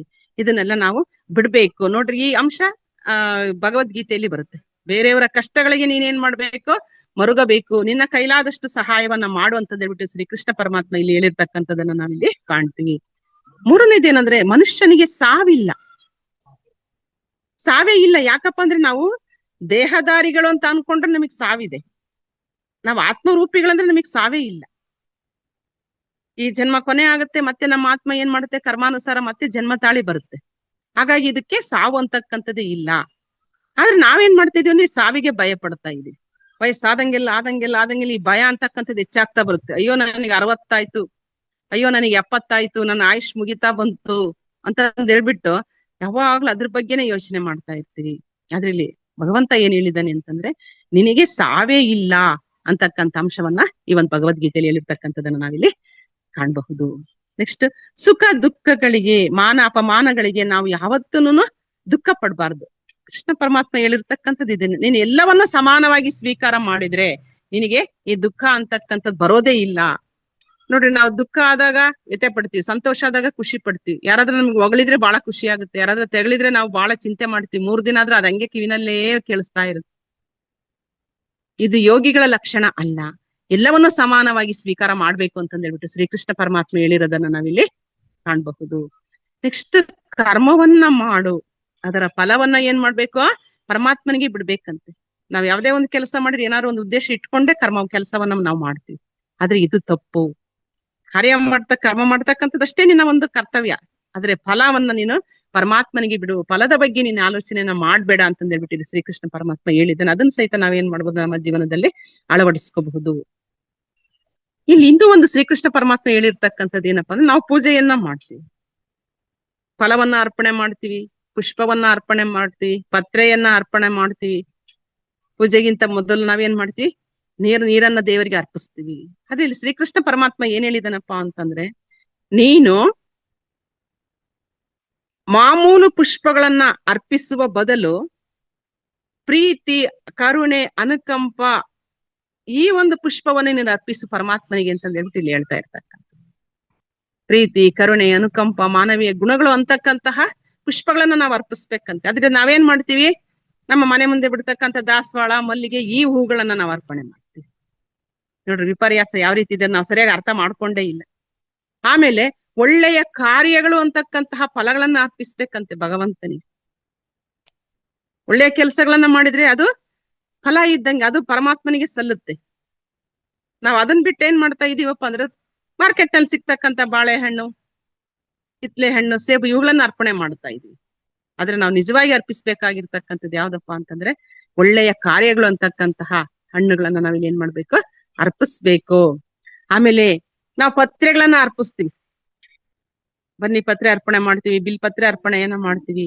ಇವು ಮಾಮೂಲಿಯಾಗಿ ಪ್ರಕೃತಿಯಲ್ಲಿ ಸಿಗ್ತಕ್ಕಂತಹ ಪತ್ರೆಗಳು. ಆದ್ರೆ ಇಲ್ಲಿ ಪರಮಾತ್ಮ ಹೇಳ್ತಕ್ಕಂಥದ್ದು ಎಂತಹ ಪತ್ರೆಪ್ಪ ಅಂದ್ರೆ, ಒಳ್ಳೆಯ ಆಲೋಚನೆಗಳೆಂಬ ಪತ್ರೆಗಳನ್ನ ನೀನು ಪರಮಾತ್ಮನಿಗೆ ಅರ್ಪಿಸು ಅಂತ ಹೇಳಿದ್ದಾರೆ ಇಲ್ಲಿ. ಒಳ್ಳೆಯ ಆಲೋಚನೆಗಳು ಮಾಡ್ತಾ ಇರ್ಬೇಕಂತ ಯಾವಾಗ್ಲೂ. ಬೇರೆಯವರು ಒಳಿತಿಗೆ ಆಲೋಚನೆಯನ್ನ ಮಾಡ್ಬೇಕು, ನನ್ನಿಂದ ಯಾವ ರೀತಿ ಸಹಾಯ ಆಗ್ಬಹುದು ಸಮಾಜಕ್ಕೆ ಅಂತಕ್ಕಂಥದ್ರ ಬಗ್ಗೆ ಆಲೋಚನೆಯನ್ನ ಮಾಡ್ಬೇಕು. ಇವು ಪತ್ರೆಗಳಂತೆ. ಆದ್ರೆ ನಾವೇನ್ ಮಾಡ್ತೀವಿ, ಬನ್ನಿ ಪತ್ರೆ ಬಿಲ್ ಪತ್ರೆ ಅವನ್ನೆಲ್ಲ ಗಿಡದಂಗಿಂದ ಕಿತ್ಕೊಂಬಂದ್ ದೇವ್ರಿಗೆ ಇಟ್ಬಿಟ್ಟೆ, ನಾನು ಪತ್ರೆ ಇಟ್ಟು ಪೂಜೆ ಮಾಡಿದೆ ಅಂತ ಹೇಳ್ಬಿಟ್ಟು. ಆದ್ರೆ ಭಗವಂತ ಹೇಳಿರ್ತಕ್ಕಂತಹ ಪತ್ರೆಗಳು ಬೇರೆ ಇಲ್ಲಿ. ಆಮೇಲೆ ಒಳ್ಳೆಯ ಜೀವನ ಅಂತಕ್ಕಂತಹ ನೀರನ್ನ ಭಗವಂತನಿಗೆ ಅರ್ಪಿಸ್ಬೇಕು. ಒಳ್ಳೆಯ ಜೀವನವನ್ನು ಅವನು ನಡೆಸಿದ್ರೆ ಅದು ತೀರ್ಥಕ್ಕೆ ಸಮಾನ ಆಗುತ್ತಂತೆ. ಆದ್ರೆ ನಾವೇನ್ ಮಾಡ್ತೀವಿ ಇಲ್ಲಿ, ಆ ರೀತಿ ಯೋಚನೆಯನ್ನ ಮಾಡೋದಿಲ್ಲ ನಾವು. ನಲ್ಲಿಯಲ್ಲಿ ಬರ್ತಕ್ಕಂಥ ನೀರು, ಬಾವಿಯಲ್ಲಿ ಇರ್ತಕ್ಕಂತಹ ನೀರನ್ನ ದೇವರಿಗೆ ಅರ್ಪಿಸ್ತೀವಿ. ನೋಡ್ರಿ ಭಗವಂತ ಇಲ್ಲಿ ಯಾವ ರೀತಿ ಹೇಳಿದಾನೆ, ನಾವ್ ಇದನ್ನ ಸರಿಯಾದ ರೀತಿ ಅರ್ಥವನ್ನ ಮಾಡ್ಕೊಂಡಿಲ್ಲ. ಆಮೇಲೆ ಆಮೆ ಯಾವ ರೀತಿ ತನ್ನ ಒಂದು ಅಂಗಾಂಗಗಳನ್ನ, ಕೈ, ಕಾಲು, ಮುಖ ಎಲ್ಲವನ್ನ ಒಳಗಡೆ ಹೇಳ್ಕೊಂಡಿರುತ್ತೆ ನೋಡ್ರಿ. ಸಮಯ ಬಂದಾಗ ಮಾತ್ರ ಹೊರಗಡೆ ಚಾಚುತ್ತೆ, ಅವಶ್ಯಕತೆ ಇಲ್ಲದೆ ಇದ್ದಾಗ ಒಳಗಡೆ ಹೇಳ್ಕೊಂಡಿರುತ್ತದೆ. ನಾವು ಸಹಿತ ಈ ಇಂದ್ರಿಯಗಳನ್ನ ಅವಶ್ಯಕತೆ ಇದ್ದಾಗ ಇಂದ್ರಿಯಗಳನ್ನ ಏನ್ ಮಾಡ್ಬೇಕು, ಬಳಸ್ಬೇಕು. ಅವಶ್ಯಕತೆ ಇಲ್ಲದೆ ಇದ್ದಾಗ ಇಂದ್ರಿಯಗಳನ್ನ ನಾವೇನ್ ಮಾಡ್ಬೇಕು, ಅಂತರ್ಗತ ಮಾಡ್ಕೋಬೇಕು. ಅವಶ್ಯಕತೆ ಇದ್ದಾಗ ಮಾತ್ರ ಕೇಳೋಣ, ಅವಶ್ಯಕತೆ ಇದ್ದಾಗ ಮಾತ್ರ ನೋಡೋಣ. ಹೌದಾ? ನಾವ್ ಆ ರೀತಿ ಮಾಡೋದಿಲ್ಲ. ಈ ಹಾವು ಹೆಂಗ್ ಎಡೆ ಎತ್ಕೊಂಡು ಎಲ್ಲ ನೋಡ್ತಾ ಇರುತ್ತಲ್ಲ, ಆ ರೀತಿ ಏನ್ ಮಾಡ್ತಾ ಇರ್ತೀವಿ ನಾವು, ಎಲ್ಲವನ್ನ ಗಮನಿಸ್ತಾ ಇರ್ತೀವಿ. ಭಗವಂತ ಹೇಳಿರ್ತಕ್ಕಂಥದ್ದು ಒಂದು ರೀತಿ, ನಾವು ನಡ್ಕೊಳ್ತಕ್ಕಂಥದ್ದು ಒಂದ್ ರೀತಿ. ನಾವು ಆಮೆಯ ತರ ಅವಶ್ಯಕತೆ ಇದ್ದಾಗ ಮಾತ್ರ ಈ ಇಂದ್ರಿಯಗಳನ್ನ ಬಳಸ್ಬೇಕು. ಮಿಕ್ಕಿರ್ತಕ್ಕಂತಹ ಸಮಯದಲ್ಲಿ ನಾವು ಏನ್ ಮಾಡ್ಬೇಕಂದ್ರೆ ಅಂತರ್ಗತ ಮಾಡ್ಕೋಬೇಕು ಅಂತ ಹೇಳ್ಬಿಟ್ಟು ಇಲ್ಲಿ ಭಗವಂತ ಏನ್ ಮಾಡಿದಾನೆ, ಹೇಳಿದಾನೆ. ನೆಕ್ಸ್ಟ್, ಮರಣದ ಸಮಯದಲ್ಲಿ ಯಾವ ಒಂದು ಭಾವನೆ ಇರುತ್ತೋ ಅದೇ ರೀತಿ ಮುಂದಿನ ಒಂದು ನಮ್ಮ ಮರು ಜನ್ಮದ ಆಲೋಚನೆಗಳು ಬರ್ತಾವಂತೆ. ಹಾಗಾಗಿ ನಾವು ಮರಣವನ್ನ ಹೊಂದ್ಬೇಕಾದ್ರೆ ಏನ್ ಮಾಡ್ಬೇಕು, ಭಗವಂತನ ಧ್ಯಾನವನ್ನ ಮಾಡ್ಬೇಕು. ಭಗವಂತನ ಧ್ಯಾನವನ್ನ ಮಾಡಿದ್ರೆ ಏನ್ ಮಾಡ್ತೀವಿ ನಾವು, ಭಗವಂತನ ಪಾದವನ್ನ ಸೇರ್ತೀವಿ. ಅಯ್ಯೋ ನಾನ್ ಮನೆ ಕಟ್ಟಿಸ್ಬೇಕಿತ್ತು, ಅಯ್ಯೋ ನಾನ್ ಸೈಟ್ ತಗೋಬೇಕಿತ್ತು, ಇನ್ನು ಏನೇನೋ ಕೆಲಸಗಳಿದಾವಲ್ವಾ, ನಾನು ಹೋಗ್ತಾ ಇದ್ದೀನಿ ಅಂತಂದೇಳಿ ಆ ರೀತಿ ನಾವ್ ಯೋಚನೆ ಮಾಡ್ಕೊಂತ ಹೋದ್ರೆ ಏನಾಗ್ತದೆ ಅಂತಂದ್ರೆ, ನಾವ್ ಮತ್ತೆ ಅವುಗಳನ್ನೆಲ್ಲ ಆ ಆಸೆಗಳನ್ನ ತೀರಿಸ್ಕೋಬೇಕಂದ್ರೆ ಮತ್ತೆ ನಾವು ಜನ್ಮವನ್ನು ಎತ್ತಿ ಬರ್ತಾನೆ ಇರ್ಬೇಕಾಗುತ್ತೆ. ಹಾಗಾಗಿ ಇಲ್ಲಿ ಮರಣದ ಸಮಯದಲ್ಲಿ ನೀನು ಪರಮಾತ್ಮನನ್ನ ನೆನೆಸ್ಬೇಕು ಅಂತ ಹೇಳ್ಬಿಟ್ಟು ಶ್ರೀಕೃಷ್ಣ ಪರಮಾತ್ಮ ಹೇಳಿರ್ತಕ್ಕಂಥದನ್ನ ನಾವಿಲ್ಲಿ ಕಾಣಬಹುದು. ನೆಕ್ಸ್ಟ್, ಯಾರಾದ್ರೂ ಕೆಟ್ಟದ್ದನ್ನ ಮಾಡಿದ್ರೆ ಅದು ಅವ್ರ ಕರ್ಮ ಅದು. ಆದ್ರೆ ನೀನು ಒಳ್ಳೆಯದನ್ನ ಮಾಡ್ತಕ್ಕಂಥದ್ದು ನಿನ್ನ ಕರ್ಮ ಅಂತ ಹೇಳ್ಬಿಟ್ಟು ಇಲ್ಲಿ ಹೇಳಿರ್ತಕ್ಕಂಥದ್ದು ಶ್ರೀಕೃಷ್ಣ ಭಗವಂತ. ಅವ್ರು ಮಾಡ್ಲಿಕ್ಕೆ ಕೆಟ್ಟದವರಿಗೆ ತಿಳುವಳಿಕೆ ಇಲ್ಲ, ಜ್ಞಾನ ಎಲ್ಲ ಮಾಡ್ತಾ ಇದ್ದಾರೆ, ಅದರಿಂದ ಅವ್ರ ಕರ್ಮವನ್ನ ಕಟ್ಕೊಳ್ತಾರೆ. ಅವ್ರು ಕೆಟ್ಟದ್ದನ್ನ ಮಾಡ್ತಾ ಇದ್ದಾರೆ, ಕೆಟ್ಟದ್ದನ್ನ ಬಯಸ್ತಾ ಇದ್ದಾರೆ ಅಂತ ಹೇಳ್ಬಿಟ್ಟು ನೀನ್ ಮಾಡ್ಲಿಕ್ಕೆ ಹೋಗ್ಬೇಡ. ನೀನು ಒಳ್ಳೆಯ ಕಾರ್ಯಗಳನ್ನ ಮಾಡ್ತಕ್ಕಂಥದ್ದು ನಿನ್ನ ಧರ್ಮ ಆಗಿರ್ಲಿ ಅಂತ ಹೇಳ್ಬಿಟ್ಟು ಇಲ್ಲಿ ಶ್ರೀಕೃಷ್ಣ ಪರಮಾತ್ಮ ಹೇಳ್ತಾ ಇದ್ದೇನೆ. ಕೆಲವೊಂದ್ಸಾರಿ ನಾವ್ ಇದನ್ನ ಮರ್ತ್ ಬಿಡ್ತೀವಿ ನೋಡ್ರಿ. ಏನಾದ್ರು ಕೆಟ್ಟದ್ ಮಾಡಿದಾರಪ್ಪ ಅಂದ್ರೆ ನಾವ್ ಮನಸ್ಸಿನಲ್ಲಾದ್ರೂ ಸ್ವಲ್ಪ ಅವ್ರಿಗೆ ಏನಾದ್ರೂ ಒಂದು ತೊಂದ್ರೆ ಆಗ್ಲಿ ಅಂತ ಬಯಸ್ತಾ ಇರ್ತೀವಿ. ಆದ್ರೆ ಇಲ್ಲಿ ಮಾತಿನಿಂದ, ಆಮೇಲೆ ಆಲೋಚನೆಯಿಂದ, ಹೃದಯದಿಂದ ಸಹಿತ ನಾವೇನ್ ಮಾಡ್ಬೇಕು, ಒಳ್ಳೆಯದನ್ನೇ ಯೋಚನೆ ಮಾಡ್ಬೇಕು. ಈ ರೀತಿ ಗುಣಗಳಿದ್ದಾಗ ಏನಾಗ್ತೀವಿ, ನಾವು ದೈವತ್ವಕ್ಕೆ ಏರ್ತಕ್ಕಂಥದನ್ನ ನಾವಿಲ್ಲಿ ಕಾಣಬಹುದು. ನೋಡ್ರಿ, ಅತ್ಯಂತ ಅಪರೂಪದ ಗುಣ ಯಾವ್ದಪ್ಪ ಅಂದ್ರೆ ಕ್ಷಮೆ. ಕ್ಷಮೆ ಅಂತಕ್ಕಂಥದ್ದು ದುರ್ಬಲರ ರಕ್ಷಣಾ ಅಲ್ಲ. ಇದು ದುರ್ಬಲರು ಯಾವಾಗ್ಲೂ ಕ್ಷಮಿಸೋದಿಲ್ಲ ಇವರು. ಇದು ಬಲಶಾಲಿಗಳ ಒಂದು ಲಕ್ಷಣ, ಇದು ಕ್ಷಮೆ ಅಂತಕ್ಕಂಥದ್ದು. ಈ ಕ್ಷಮಾ ಗುಣವನ್ನ ನಾವು ಬೆಳೆಸ್ಕೊಂಡ್ರೆ ನಾವೇನಾಗ್ತೀವಪ್ಪ ಅಂದ್ರೆ ದೈವತ್ವಕ್ಕೆ ಏರ್ಬಹುದಿಲ್ಲಪ್ಪ ಅಂತಂದ್ರೆ ಮನುಷ್ಯರ ರೂಪದಲ್ಲಿ ನಾವು ಇರ್ತೀವಿ. ನೋಡ್ರಿ, ಯಾರಿಗೆ ಜೀವನ ಅಂತಕ್ಕಂಥದ್ದು ಅರ್ಥ ಆಗುತ್ತೋ ಅವ್ರಿಗೆ ಯಾವತ್ತೂ ಒಂಟಿ ಅನ್ಸೋದೇ ಇಲ್ಲ ಅಂತ. ಯಾರಿಗೆ ಜೀವನ ಅರ್ಥ ಆಗಿರುತ್ತೋ ಅವ್ರು ಒಂಟಿಯಾಗಿದ್ರು ಸಹಿತ ನನ್ನ ಸುತ್ತಮುತ್ತ ಜನ ಇದ್ದಾರೆ, ನನ್ನ ಒಂದು ಹಿತವನ್ನ ಬಯಸ್ತಕ್ಕಂಥವ್ರು ಇದ್ದಾರೆ ಅಂತಕ್ಕಂತಹ ಭಾವನೆಯಲ್ಲಿ ಇರುತ್ತಂತೆ. ಯಾರಿಗೆ ಜೀವನ ಅಂತಕ್ಕಂಥದ್ದು ಸರಿಯಾಗಿ ಅರ್ಥ ಆಗಿರೋದಿಲ್ವೋ ಅವ್ರು ಜಾತ್ರೆಯಲ್ಲಿದ್ರು ಸಹಿತ ಒಂಟಿ ಅನ್ಸುತ್ತಂತವ್ರಿಗೆ. ಮನೆ ತುಂಬಾ ಜನ ಇದ್ರು ಸಹಿತ ಅವರಿಗೆ ಒಂಟಿ ಅನ್ಸುತ್ತಂತ. ಅದಕ್ಕೆ ನಾವೇನ್ ಮಾಡ್ಬೇಕು, ಜೀವನವನ್ನ ಸಂಪೂರ್ಣವಾಗಿ ಅರ್ಥ ಮಾಡ್ಕೋಬೇಕು. ಆನಂತರ ಮತ್ತೆ ಒಂದು ಈ ಭಗವದ್ಗೀತೆಯಲ್ಲಿ ಬರ್ತಕ್ಕಂಥದ್ದು ಏನಪ್ಪಾ ಅಂತಂದ್ರೆ, ನಾವು ಭಗವಂತನ ಬಳಿ ಏನನ್ನು ಕೇಳ್ಬಾರ್ದು. ನಾವು ಹೋದ್ವಿ ಅಂದ್ರೆ ಒಂದ್ ಲಿಸ್ಟ್ ಇಟ್ಕೊಂಡೇ ಹೋಗಿರ್ತೀವಿ, ಆದ್ರೆ ಇದು ತಪ್ಪು. ಹಾಗಾದ್ರೆ ಏನ್ ಕೇಳ್ಬೇಕು ಭಗವಂತನ ಹತ್ರ? ಇಲ್ಲಿ ಶ್ರೀಕೃಷ್ಣ ಭಗವಂತ ಏನ್ ಹೇಳಿದನಪ್ಪಾ ಅಂತಂದ್ರೆ, ನೀವು ಭಗವಂತನ ಹತ್ತಿರ ಕೇಳೋದಾದ್ರೆ ಏನ್ ಕೇಳ್ಬೇಕು, ನನಗೆ ಪ್ರೀತಿ ತುಂಬಿದ ಕಣ್ಣುಗಳನ್ನ ಕೊಡು. ಅಂದ್ರೆ ಪ್ರಪಂಚವನ್ನ ಪ್ರೀತಿಯಿಂದ ಕರುಣೆಯಿಂದ ನೋಡ್ತಕ್ಕಂತಹ ಕಣ್ಣುಗಳನ್ನ ನನಗೆ ಕೊಡು ಭಗವಂತ. ಆಮೇಲೆ ವಿನಯದಿಂದ ಬಾಗತಕ್ಕಂತಹ ತಲೆಯನ್ನ ಕೊಡು, ಆ ನಂತರ ಸಹಾಯ ಮಾಡ್ತಕ್ಕಂತಹ ಕೈಗಳನ್ನ ಕೊಡು ಅಂತಂದೇಳ್ಬಿಟ್ಟು ಭಗವಂತನ ಕೇಳ್ಬೇಕಂತೆ ನಾವು. ಎಷ್ಟು ಚೆನ್ನಾಗಿದೆ ನೋಡಿ. ಕರುಣೆ ಪ್ರೀತಿ ತುಂಬಿರ್ತಕ್ಕಂತಹ ಕಣ್ಣುಗಳನ್ನ ನನಗೆ ಕೊಡು, ಸಹಾಯ ಮಾಡ್ತಕ್ಕಂತಹ ಹಸ್ತವನ್ನ ಕೊಡು, ವಿನಯದಿಂದ ಬಾಗತಕ್ಕಂತಹ ತಲೆಯನ್ನ ಕೊಡು ಅಂತ ಕೇಳ್ಬೇಕು. ಇಲ್ಲಿ ನಾವ್ ಕೇಳ್ತಕ್ಕಂಥದ್ದೇ ಬೇರೆ ಅಲ್ವಾ? ನಾವ್ ಕೇಳ್ತಕ್ಕಂಥದ್ದು ಒಂದ್ 10 ವರ್ಷದಲ್ಲಿ ನಾನು ಕೋಟ್ಯಾಧೀಶ್ವರರಾಗ್ಬೇಕು ಅಲ್ವಾ, ಒಂದ್ 4 ಅಂತಸ್ತಿನ ಮನೆ ಕಟ್ಕೋಬೇಕು, 1.5 ಕೋಟಿ 2 ಕೋಟಿದೊಂದು ಕಾರ್ ತಗೋಬೇಕು, ಈ ರೀತಿ ನನ್ಗೆ ಏನ್ ಮಾಡ್ಬಾರ್ದು, ನೀನು ಅನುಗ್ರಹ ಮಾಡು ಅಂತ ಕೇಳ್ತೀವಿ. ನೋಡ್ರಿ, ಭಗವದ್ಗೀತೆಯಲ್ಲಿ ಎಷ್ಟು ಚೆನ್ನಾಗಿ ನಾವು ಅಳವಡಿಸ್ಕೋಬೇಕಾಗಿರ್ತಕ್ಕಂಥ ಅಂಶಗಳನ್ನ ಹೇಳಿದಾನೆ. ಆದ್ರೆ ನಾವು ಇದನ್ನ ಗಮನ ಹರಿಸ್ತಾ ಇಲ್ಲ, ಅದ್ರ ಕಡೆಗೆ ನಾವು ಮನಸ್ಸನ್ನ ಕೊಡ್ತಾ ಇಲ್ಲ. ಇದರ ಅಂತರಾಳವನ್ನ ಹೊಕ್ಕು ನೋಡಿದಾಗ ಎಲ್ಲವೂ ಕಾಣಿಸ್ತವೆ ನಮ್ಗೆ. ನೋಡ್ರಿ, ಈ ಎಲ್ಲ ಗುಣಗಳು ನಮ್ಮಲ್ಲಿ ಇದ್ದಾಗ ಎಲ್ಲ ಶ್ರೀಮಂತಿಕೆನೂ ನಮ್ಮಲ್ಲೇ ಇದ್ದಂಗಾಗುತ್ತೆ. ಮತ್ತೆ ಬೇರೇನು ನಮ್ಗೆ ಬೇಕೋ ಅನ್ಸೋದೇ ಇಲ್ಲ. ಇನ್ನೂ ಒಂದು ಅಂಶ ಏನ್ ಬರುತ್ತಂದ್ರೆ, ಜಗತ್ತಿನಲ್ಲಿ ಅತ್ಯಂತ ಸಂತೋಷವಾಗಿರ್ತಕ್ಕಂತಹ ವ್ಯಕ್ತಿ ಯಾರಪ್ಪ ಅಂದ್ರೆ ನಿರೀಕ್ಷೆ ಇಲ್ಲದೆ ಇರ್ತಕ್ಕಂತಹವ್ರು. ಯಾವುದನ್ನು ನಾವು ನಿರೀಕ್ಷೆ ಮಾಡ್ಲಿಕ್ಕೆ ಹೋಗ್ಬಾರ್ದು. ಆ ರೀತಿ ಇರ್ತಕ್ಕಂಥ ನಿರೀಕ್ಷೆ ನಮ್ಮಲ್ಲಿ ಇಲ್ಲಪ್ಪ ಅಂದ್ರೆ ನಾವು ಖುಷಿಯಾಗಿರ್ತೀವಿ. ಯಾಕಂದ್ರೆ ನಮ್ಮ ಕರ್ಮವನ್ನ ನಾವು ಮಾಡ್ತಾ ಇರ್ತೀವಿ, ಅದರಿಂದ ಫಲಾಪೇಕ್ಷೆ ಮಾಡೋದಿಲ್ಲ, ನಮಗೆ ಚಿಂತೆ ಅಂತಕ್ಕಂಥದ್ದು ಬರೋದೇ ಇಲ್ಲ. ನಾವ್ ಏನೇ ಒಂದು ಚಿಕ್ಕ ಸಹಾಯ ಮಾಡಿದ್ರು ಸಹಿತ ಏನಾದ್ರೂ ಒಂದು ನಿರೀಕ್ಷೆ ಇಟ್ಕೊಂಡೇ ಇರ್ತೀವಿ ನೋಡಿ. ಈಗ ಉದಾಹರಣೆಗೆ ನಮ್ಮ ಸಂಬಂಧಿಕರು ಯಾರ್ದಾದ್ರೂ ಒಂದು ಮಗುನ ನಾವು ಓದ್ಲಿಕ್ಕೆ ನಮ್ಮ ಮನೆಯಲ್ಲಿ ಇಟ್ಕೊಂಡ್ವಿ ಅಂದ್ರೆ, ಇದರಿಂದ ಮುಂದೆ ನನಗೆ ಏನಾದ್ರು ಅನುಕೂಲ ಆಗಬಹುದೇನೋ ಅಂತಕ್ಕಂತಹ ಭಾವನೆಯಿಂದ ಇಟ್ಕೊಳ್ತೀವಿ. ಬೇರೆಯವ್ರಿಗೆ ಏನಾರ ಸಹಾಯ ಮಾಡಿದ್ರು ಸಹಿತ ಸಂದರ್ಭ ಬಂದಾಗ ಅವರು ನಮಗೆ ಸಹಾಯ ಮಾಡ್ತಾರೆ ಅಂತಂದ್ ಹೇಳ್ಬಿಟ್ಟು ನಾವು ಅಂದ್ಕೊಳ್ತೀವಿ. ಮಕ್ಕಳ ಮೇಲೆ ಸಹಿತ ನಿರೀಕ್ಷೆಯನ್ನು ಇಟ್ಕೋಬೇಡ ಅಂತಂದ್ ಹೇಳ್ಬಿಟ್ಟು ಇಲ್ಲಿ ಭಗವಂತ ಹೇಳಿರ್ತಕ್ಕಂಥದ್ದು. ಮಕ್ಕಳನ್ನ ಸಾಕಿ ದೊಡ್ಡವ್ರನ್ನ ಮಾಡ್ತಕ್ಕಂಥದ್ದು ನಮ್ಮ ಕರ್ತವ್ಯ. ಆದ್ರೆ ಅವರು ನಮ್ಮನ್ನ ಮುಂದೆ ನೋಡ್ಕೊಳ್ತಾರೆ, ವೃದ್ಧಾಪ್ಯದಲ್ಲಿ ನಮ್ಗೆ ಸೇವೆಯನ್ನ ಮಾಡ್ತಾರೆ ಅಂತಕ್ಕಂಥ ನಿರೀಕ್ಷೆ ಇಟ್ಕೋಬಾರ್ದು. ಯಾಕೆ ಅಂದ್ರೆ ಆ ರೀತಿ ಅವ್ರು ನಡ್ಕೊಂಡ್ಲಿಲ್ಲ ಅಂತಂದ್ರೆ ನಮಗೆ ವೇದನೆ ಆಗ್ಬಿಡುತ್ತೆ, ದುಃಖ ಆಗುತ್ತೆ. ಆ ನಿರೀಕ್ಷೆನೇ ಇರ್ಲಿಲ್ಲ ಅಂತಂದ್ರೆ ನಮಗೆ ಆ ದುಃಖ ಅಂತಕ್ಕಂಥದ್ದು ಉಂಟಾಗೋದಿಲ್ಲ. ಹಾಗಾಗಿ ನೀನು ಯಾವುದನ್ನ ನಿರೀಕ್ಷೆ ಇಟ್ಕೋಬೇಡ. ನಿರೀಕ್ಷೆ ಇಲ್ಲದೆ ಇರ್ತಕ್ಕಂತಹ ಮಾನವರೇ ಶ್ರೇಷ್ಠರು ಅಂತಂದ್ ಹೇಳ್ಬಿಟ್ಟು ಇಲ್ಲಿ ಶ್ರೀಕೃಷ್ಣ ಭಗವಂತ ಹೇಳಿರ್ತಕ್ಕಂಥದನ್ನ ನಾವಿಲ್ಲಿ ಕಾಣಬಹುದು. ನೆಕ್ಸ್ಟ್ ಇನ್ನ ಒಂದು ಕಷ್ಟ ಮತ್ತೆ ಸುಖ ಅಂತಕ್ಕಂಥದ್ದು ಅತಿಥಿಗಳಿದ್ದಂಗೆ ಅಂತ. ಅತಿಥಿಗಳು ನಮ್ಮ ಮನೆಗೆ ಎಷ್ಟು ದಿನ ಬರ್ತಾರೆ, ಎಷ್ಟು ದಿನ ಇರ್ತಾರೆ, ಬರ್ತಾರೆ, ವಾರ ಇರಬಹುದು, ಇನ್ನೂ ಸ್ವಲ್ಪ ಜಾಸ್ತಿ ಬಲವಂತ ಮಾಡಿರೋ 1 ತಿಂಗಳು ಇರ್ಬೋದು, ಬೇಡ 6 ತಿಂಗಳು ಇರಬಹುದು ಅತಿ ಹತ್ರದರಾದ್ರೆ. ಅವ್ರು ಹೋಗ್ಲೇಬೇಕಾ ಅವ್ರ ಮನೆಗೆ ಅವರು? ಅದೇ ರೀತಿ ಇಲ್ಲಿ ಕಷ್ಟ ಅಂತಕ್ಕಂಥದ್ದು ಶಾಶ್ವತ ಅಲ್ಲ, ಅತಿಥಿ ಇದ್ದಂಗೆ, ಅದು ಬರುತ್ತೆ 4 ದಿನ ಇರುತ್ತೆ ಹೋಗುತ್ತೆ. ಹಾಗಾಗಿ ನಿನ್ ಕಷ್ಟದ ಬಗ್ಗೆ ಯೋಚನೆ ಮಾಡ್ತಕ್ಕಂಥದ್ದು ಬೇಡ. ಸುಖ ಅಂತಕ್ಕಂಥದ್ದು ಬಂದಿದ್ರೆ ಅದು ಒಂದು ಅತಿಥಿ ಇದ್ದಂಗೆ, ಅದು 4 ದಿನ ಇರುತ್ತೆ ಹೋಗುತ್ತೆ. ಹಾಗಾಗಿ ನಾವು ಕಷ್ಟ ಬಂದಾಗ ಯೋಚನೆ ಮಾಡ್ತಕ್ಕಂಥದ್ದು ಬೇಡ, ಸುಖ ಬಂದಾಗ ಖುಷಿ ಪಡ್ತಕ್ಕಂಥದ್ದು ಬೇಡ. ಸುಖ ಬಂದಾಗ ಬಹಳ ಖುಷಿ ಪಟ್ವಿ ಅಂದ್ರೆ ಅದ್ರ ನಂತರ ದುಃಖ ಬಂದಾಗ ತಡ್ಕೊಳ್ಲಿಕ್ಕೆ ಆಗೋದೇ ಇಲ್ಲ. ಹಾಗಾಗಿ ಕಷ್ಟ ಸುಖ ಎರಡನ್ನೂ ನಾವು ಅತಿಥಿಗಳ ತರ ನೋಡ್ಬೇಕಂತ. ಕಷ್ಟ ಬಂದ್ರೂ ಪರವಾಗಿಲ್ಲ, ಇದು 4 ದಿನ ಇರುತ್ತೆ ಹೋಗುತ್ತೆ. ಸುಖ ಇದೆ ಪರವಾಗಿಲ್ಲ, 4 ದಿನ ಇರುತ್ತೆ ಹೋಗುತ್ತೆ ಅಂತಕ್ಕಂತಹ ಭಾವನೆನ ನಾವಿಲ್ಲಿ ಏನ್ ಮಾಡ್ಬೇಕಂದ್ರೆ ಇಟ್ಕೊಂಡಿರ್ಬೇಕು. ಆಮೇಲೆ ಜ್ಞಾನಿಯಾಗಿರ್ತಕ್ಕಂತಹವನು ಲೋಕದ ಅಭಿಪ್ರಾಯಕ್ಕೆ ಯಾವತ್ತೂ ಗಮನವನ್ನ ಕೊಡೋದಿಲ್ಲ. ನಾನೊಂದೇನೋ ಕೆಲಸ ಮಾಡ್ತಾ ಇದ್ದೀನಿ, ಯಾರೋ 4 ಜನ ಹೊಗಳಿದ್ರು ನನಗೆ ಬಹಳ ಖುಷಿ ಆಗ್ಬಿಡುತ್ತೆ. ನೀನೇನ್ ಕೆಲಸ ಮಾಡ್ತಿದ್ದೆ, ಇದರಿಂದ ಯಾರಿಗ ಉಪಯೋಗ ಐತೆ, ಹಾಗೆ ಹೀಗೆ ಅಂತಂದ್ ಯಾರಾದ್ರೂ ಅಂದ್ರಪ್ಪ ಅಂತಂದ್ರೆ ನಾವೇನ್ ಮಾಡ್ತೀವಿ, ಆ ಕೆಲಸವನ್ನ ಅರ್ಧಕ್ಕೆ ನಿಲ್ಲಿಸ್ಬಿಡ್ತೀವಿ. ಆ ಕೆಲಸದ ಉದ್ದೇಶ ಚೆನ್ನಾಗಿರುತ್ತೆ, ಆದ್ರೆ ಬೇರೆಯವ್ರ ಅಭಿಪ್ರಾಯಕ್ಕೆ ನಾವು ಏನ್ ಮಾಡ್ತೀವಿ, ಮನಸ್ಸನ್ನ ಕೊಟ್ವಿ ಅಂತಂದ್ರೆ ನಮ್ಮಿಂದ ಯಾವುದೇ ಒಂದು ಸತ್ಕಾರ್ಯಗಳಾಗೋದಿಲ್ಲ. ನನ್ನ ಮನಸ್ಸಿನಲ್ಲಿ ಇದೇ ಈ ಕೆಲಸ ಒಳ್ಳೇದು ಅಂತಕ್ಕಂಥದ್ದು, ಈ ಕೆಲಸದ ಮಾಡೋದ್ರಿಂದ 4 ಜನಕ್ಕೆ ಉಪಯೋಗ ಆಗುತ್ತೆ, ಸಮಾಜಕ್ಕೆ ಒಳಿತಾಗುತ್ತೆ ಅನ್ನೋದಾದ್ರೆ ನಾವು ಬೇರೆಯವ್ರ ಅಭಿಪ್ರಾಯವನ್ನ ಗಮನಕ್ಕೆ ತಗೊಳ್ಳೋದೇ ಬೇಡ. ಒಳ್ಳೆ ಕೆಲಸ ಅಂತ ನನ್ ಮನ್ಸಿಗೆ ಬಂತಂದ್ರೆ ಆ ಕೆಲಸವನ್ನ ಏನ್ ಮಾಡ್ಬೇಕು, ನಾವು ಯಾವುದೇ ಒಂದು ಭಯ ಇಲ್ದಲೆ, ಹಿಂಜರಿಕೆ ಇಲ್ಲದೆ ಮಾಡ್ಬೇಕು. ಇದು ಒಂದು ಜ್ಞಾನಿಯ ಒಂದು ಲಕ್ಷಣ.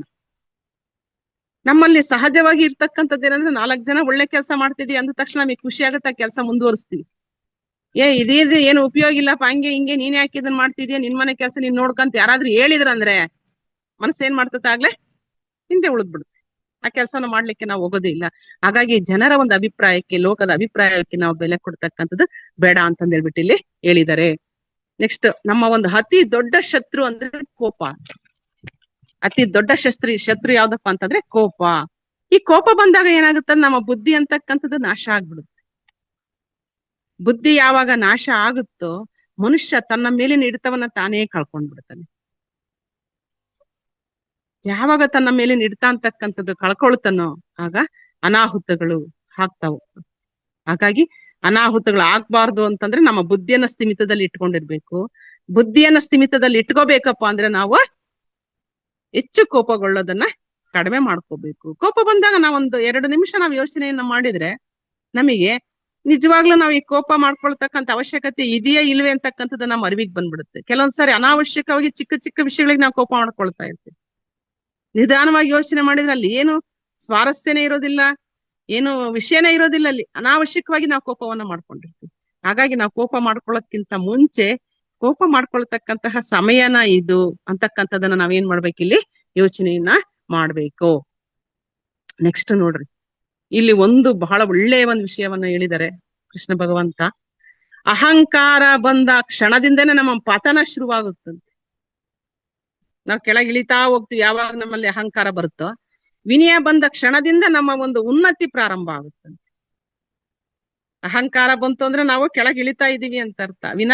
ವಿನಮ್ರತೆ ನಮ್ರತೆ ನಮ್ಮಲ್ಲಿ ಬಂತಪ್ಪ ಅಂತಂದ್ರೆ ಆ ಕ್ಷಣದಿಂದನೇ ನಾವು ಒಂದು ಮೇಲಿನ ಹಂತಕ್ಕೆ ಏರ್ತಾ ಹೋಗ್ತೀವಿ. ಹಾಗಾಗಿ ನಾವೇನ್ ಮಾಡ್ಬೇಕಂದ್ರೆ ಅಹಂಕಾರವನ್ನು ಬಿಡ್ಬೇಕು. ನಮಗ್ ಗೊತ್ತಾಗುತ್ತೆ ಯಾವ್ಯಾವಾಗ ಅಹಂಕಾರ ನನ್ನಲ್ಲಿ ಬರ್ತಾ ಇದೆ ಅಂತಕ್ಕಂಥದ್ದು. ಕೆಲವ್ರಿಗೆ ಅದನ್ನ ಅಹಂಕಾರ ಇದೆಯಾ ನನ್ನಲ್ಲಿ ಅಂತಕ್ಕಂಥದ್ದನ್ನ ನೋಡ್ಕೊಳ್ತಕ್ಕಂತಹ ಒಂದು ಧೈರ್ಯ ಇರೋದೇ ಇಲ್ಲ.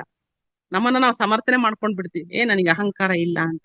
ಪ್ರಾಮಾಣಿಕವಾಗಿ ನಾವೇನ್ ಮಾಡ್ಬೇಕಿಲ್ಲಿ, ನಾವು ನಮ್ಮನ್ನ ನಾವು ನೋಡ್ಕೋಬೇಕು. ನನಗಿಲ್ಲಿ ಅಹಂಕಾರ ಬಂದಿದ್ಯಾ ತಕ್ಷಣ ನಾವು ಜಾಗೃತ ಆಗ್ಬೇಕು. ಅಹಂಕಾರಕ್ಕೆ ನಾವು ಅವಕಾಶವನ್ನ ಮಾಡ್ಕೊಡ್ಬಾರ್ದು. ನೋಡ್ರಿ, ಮನುಷ್ಯ ಹೆಚ್ಚು ಸಂಕಷ್ಟ ಪಡ್ತಕ್ಕಂಥದ್ದು ಯಾವಾಗಪ್ಪ ಅಂತಂದ್ರೆ ಈ ಭೂತಕಾಲವನ್ನ ನೆನೆಸ್ಕೊಂಡಾಗ ನಮಗೆ ಸಂಕಟ ಆಗುತ್ತೆ, ಕಷ್ಟ ಅನ್ಸುತ್ತೆ, ಸಮಸ್ಯೆ ಅಂತಂದ್ ಹೇಳ್ಬಿಟ್ಟು ಇಲ್ಲಿ ಅನ್ಸುತ್ತೆ. ಆದ್ರೆ ಈ ಭೂತಕಾಲ ಅಂತಕ್ಕಂಥದ್ದು ಆಗಿ ಹೋಗಿದೆ, ಅದಾಗ್ಲೆ ಆಗಿ ಹೋಗಿದೆ ಅಂದಾಗ ಮತ್ತೆ ಅದು ಆ ಸಂದರ್ಭ ಅಂತಕ್ಕಂಥದ್ದು ಬರೋದಿಲ್ಲ.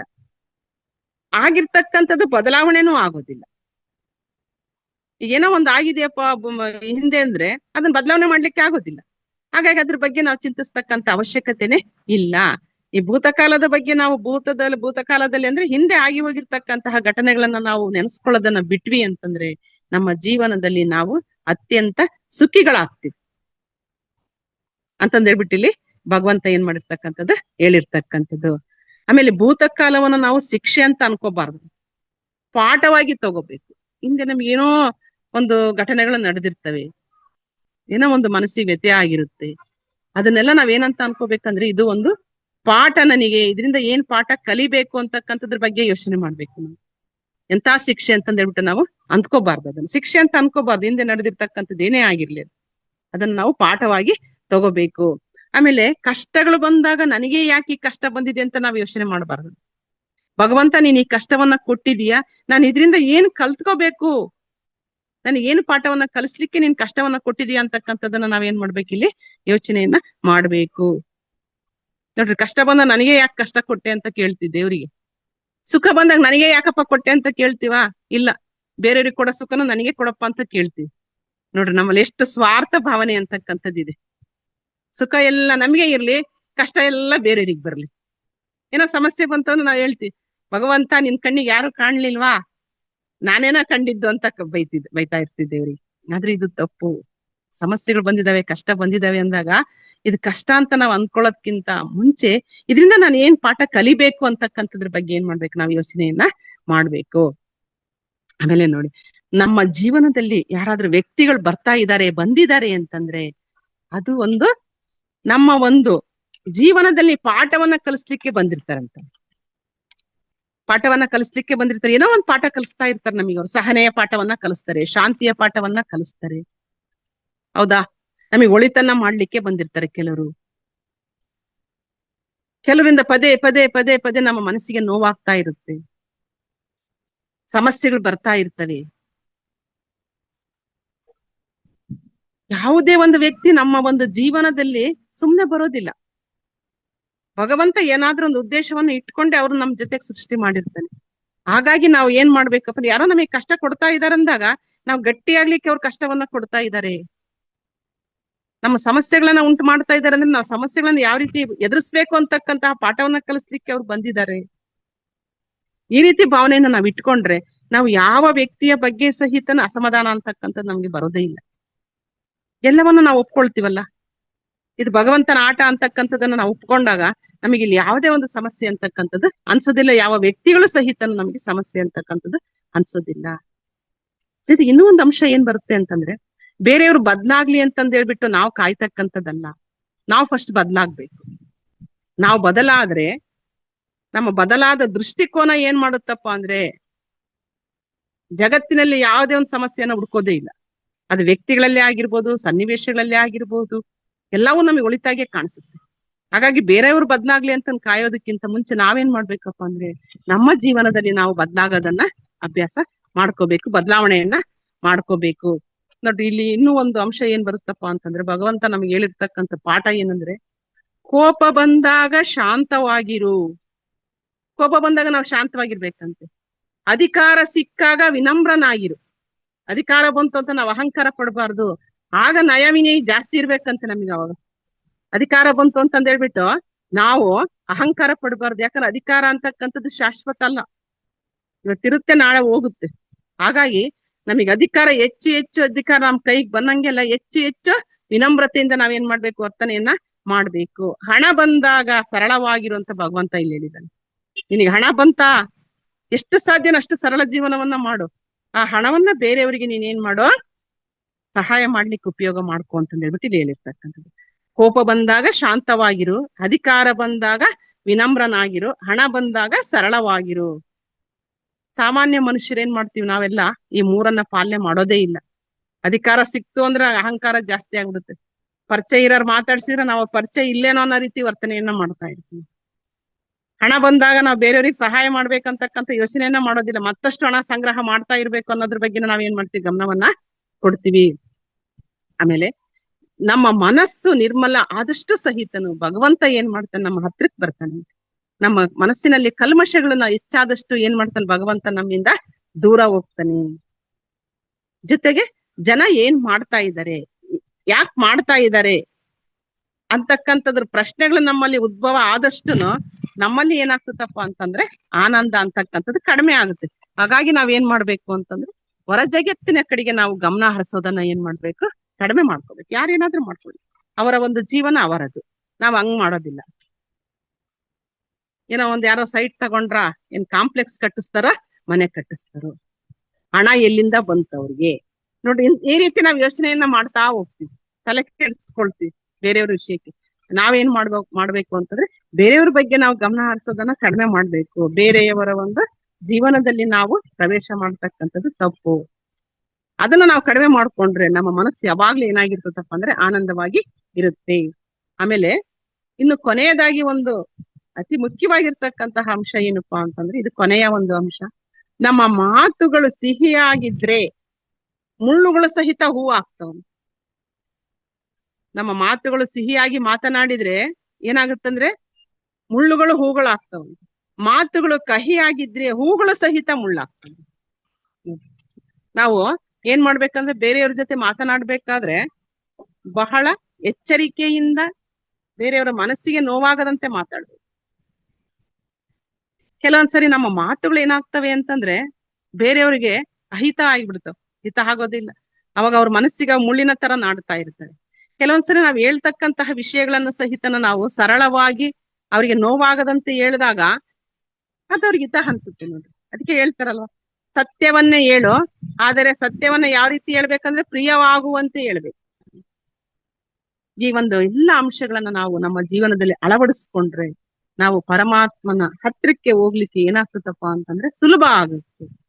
ನೀವು ಎಲ್ಲ ಅಂಶಗಳನ್ನ ನೀವು ಭಗವದ್ಗೀತೆಯಲ್ಲಿ ಬರ್ತಕ್ಕಂತಹ ಸರಳವಾಗಿರ್ತಕ್ಕಂತಹ ವಿಷಯಗಳು ಇಲ್ಲಿ ಶ್ರೀಕೃಷ್ಣ ಪರಮಾತ್ಮ ಅರ್ಜುನನಿಗೆ ಬೋಧಿಸುವುದರ ಮೂಲಕ ಇಡೀ ಮನುಕುಲಕ್ಕೆ ಏನ್ ಮಾಡಿರ್ತಕ್ಕಂಥದ್ದು, ಇಲ್ಲಿ ಉಪದೇಶವನ್ನ, ಜ್ಞಾನವನ್ನ ಕೊಟ್ಟಿರ್ತಕ್ಕಂಥದ್ದು.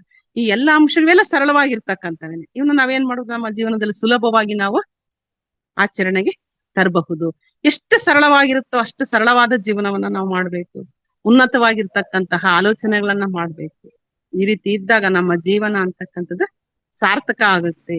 ನಾವು ಮನುಷ್ಯ ಜನ್ಮವನ್ನ ತಾಳಿ ಬಂದದ್ದಕ್ಕೂ ಒಂದು ಸಾರ್ಥಕ್ಯವನ್ನು ನಾವಿಲ್ಲಿ ಪಡಿಬಹುದು. ಒಬ್ಬ ರಾಜ ಇದ್ದ. ಆ ರಾಜನಿಗೆ ಶಾಸ್ತ್ರ ಗ್ರಂಥಗಳಂದ್ರೆ ತುಂಬಾ ಇಷ್ಟ. ಅದ್ರ ಬಗ್ಗೆ ಸಂವಾದ ಮಾಡ್ಬೇಕಂದ್ರಂತೂ ತುಂಬಾ ಇಷ್ಟ. ಒಂದ್ಸರಿ ಏನ್ ಮಾಡದ ಅಂದ್ರೆ ದೇಶ ವಿದೇಶಗಳಿಂದ ಪಂಡಿತರನ್ನೆಲ್ಲ ಕರೆಸ್ಬಿಟ್ಟು ಒಂದು ಸಂವಾದವನ್ನ ಏರ್ಪಡಿಸ್ತ. ಊರಿಂದ ಹೊರಗಡೆ ದೊಡ್ಡದಾಗಿರ್ತಕ್ಕಂತಹ ಒಂದು ವ್ಯವಸ್ಥೆಯನ್ನ ಮಾಡಿ ಅಲ್ಲಿ ಆ ಒಂದು ಸಂವಾದ ನಡೀತಾ ಇತ್ತು. ನೂರಾರು ಜನ ಪಂಡಿತರು ಬಂದಿದ್ರು. ಅಗಾಧವಾಗಿರ್ತಕ್ಕಂತಹ ಪಾಂಡಿತ್ಯ, ಶಾಸ್ತ್ರ ಪುರಾಣಗಳು, ವೇದ ಉಪನಿಷತ್ತುಗಳೆಲ್ಲ ಓದಿರ್ತಕ್ಕಂಥವ್ರು. ಒಬ್ಬೊಬ್ರು ಕೈಯಲ್ಲಿ ಎರಡೆರಡು ಮೂರು ಬಂಗಾರದ ಕಡಗಗಳಿದ್ವು. ಅವರೆಲ್ಲ ಸಂವಾದ ಮಾಡಿ ಗೆದ್ದಿರ್ತಕ್ಕಂತಹ ಒಂದು ಬಹುಮಾನಗಳವೆಲ್ಲ ಸಂವಾದ ನಡೀತಾ ಇತ್ತು. 3 ದಿನ ಸಂವಾದವನ್ನ ಇಟ್ಕೊಂಡಿದ್ದ ಮಹಾರಾಜ. ಆ ಸಂವಾದ ಪ್ರಾರಂಭ ಆಗ್ತಕ್ಕಂತಹ ಸಮಯಕ್ಕೆ ಸರಿಯಾಗಿ ಒಬ್ಬ ಏನ್ ಮಾಡ್ತಾ ಇದ್ದಪ್ಪ ಅಂದ್ರೆ, ಕುರಿ ಕಾಯ್ತಕ್ಕಂತಹ ಒಬ್ಬ ವ್ಯಕ್ತಿ ಆ ಒಂದು ಕುರಿ ಮೇಯಿಸ್ಲಿಕ್ಕೆ ಆ ಜಾಗಕ್ಕೆ ಹೋಗ್ತಾ ಇದ್ದ. ಕುರಿಗಳನ್ನೆಲ್ಲ ಅಲ್ಲಿ ಮೇವು ತಿನ್ಲಿಕ್ಕೆ ಬಿಟ್ಟು ಆ ಒಂದು ಸಂವಾದ ನಡೀತಕ್ಕಂತಹ ಜಾಗದಲ್ಲಿ ಹಿಂದ್ಗಡೆ ಬಂದು ಕೂರ್ತಾ ಇದ್ನಂತೆ. ಮೊದಲನೇ ದಿನ ಕೂತ್ಕೊಂಡ, ಬೆಳಿಗ್ಗಿಂದ ಸಂಜೆ ತನಕ ನಡೀತಕ್ಕಂತಹ ಸಂವಾದವನ್ನ ಕೇಳ್ದ. ಮತ್ತೆ 2ನೇ ದಿನ ಬಂತು. 2ನೇ ದಿನ ಸಹಿತ ಬೆಳಿಗ್ಗಿಂದ ಸಾಯಂಕಾಲ ನಡೀತಕ್ಕಂತಹ ಸಂವಾದವನ್ನ ಕೇಳ್ದ. 3ನೇ ದಿನನು ಅದು ಮುಕ್ತಾಯದ ಹಂತಕ್ಕೆ ಬಂತು. ಮಹಾರಾಜ ಏನ್ ಮಾಡ್ದ, ಇದನ್ನ ಗಮನಿಸ್ತಾ ಇದ್ದ. ಈ ಒಂದು ಕುರಿ ಕಾಯ್ತಕ್ಕಂತಹ ವ್ಯಕ್ತಿಯನ್ನ, ಆ ವ್ಯಕ್ತಿಯನ್ನ ಕರೆದು ಕೇಳ್ತಾನೆ ಮಹಾರಾಜ, ಏನಪ್ಪಾ ನೀನು 3 ದಿನ ಬಂದೆಲ್ವಾ, ನಿನ್ಗೆ ಏನಾದ್ರೂ ಅರ್ಥ ಆಯ್ತಾ ಅಂತ ಕೇಳ್ತಾನೆ. ಇಲ್ಲ ಸ್ವಾಮಿ, ನನಗೆ ಓದು ಬರಹ ಏನು ಬರೋದಿಲ್ಲ, ನನಗೇನು ಅರ್ಥ ಆಗ್ಲಿಲ್ಲ, ಸುಮ್ನೆ ನೀವೇನ್ ಮಾಡ್ತೀರಾ ಅಂತಂದ್ ಹೇಳ್ಬಿಟ್ಟು ನಾನು ಕುತೂಹಲದಿಂದ ಬರ್ತಾ ಇದ್ದೆ, ನೋಡ್ತಾ ಇದ್ದೆ. ಆಗ ಅಲ್ಲಿರ್ತಕ್ಕಂತಹ ಪಂಡಿತರೆಲ್ಲ ನಗ್ತಾರೆ. ನಿನಗೆ ಓದು ಬರಹ ಬರೋದಿಲ್ಲ ಅಂತಂದ್ರೆ ಜೀವನವನ್ನ ಹೆಂಗ್ ಮಾಡ್ತಾ ಇದೀಯಾ? ಇಷ್ಟೆಲ್ಲ ಶಾಸ್ತ್ರ ಪುರಾಣಗಳನ್ನ ಓದಿಲ್ಲ ಅಂದ್ರೆ ಜೀವನದಲ್ಲಿ ಸುಖವಾಗಿದೆಯಾ ಅಂತಂದ್ ಹೇಳ್ಬಿಟ್ಟು ಏನ್ ಮಾಡ್ತಾರೆ, ಅಪಹಾಸ್ಯವನ್ನ ಮಾಡ್ತಾರೆ. ಅವನು ಅದನ್ನೇನು ಮನಸ್ಸಿಗೆ ಹಚ್ಕೊಳ್ಳೋದೇ ಇಲ್ಲ. ಇಲ್ಲ ಸ್ವಾಮಿ, ನಾನು ಇವನ್ನೆಲ್ಲ ಗ್ರಂಥಗಳನ್ನ ಪುರಾಣಗಳನ್ನ ಏನು ಓದಿಲ್ಲ, ನನಗೆ ಅಕ್ಷರ ಜ್ಞಾನನೂ ಇಲ್ಲ, ಆದ್ರೆ ನನ್ನ ಜೀವನದಲ್ಲಿ ಸುಖವಾಗಿದ್ದೀನಿ, ಸಂತೋಷವಾಗಿದ್ದೀನಿ. ಹೌದಾ? ಯಾವ ರೀತಿ ಸಂತೋಷವಾಗಿದೀಯಪ್ಪ?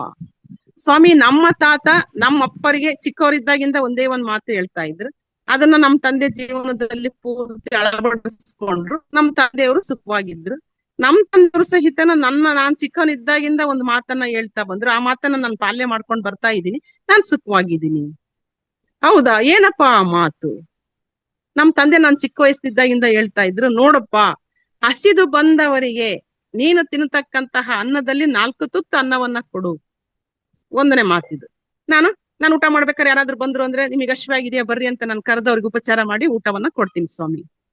ಮತ್ತೊಂದ್ ಮಾತೇನಪ್ಪ, ನೀನು ಒಳ್ಳೆ ಕೆಲಸವನ್ನ ಮಾಡಿದ್ರೆ, ಬೇರೆಯವರಿಗೆ ಉಪಕಾರವನ್ನ ಮಾಡಿದ್ರೆ ನಿನಗೆ ಪುಣ್ಯ ಬರುತ್ತೆ.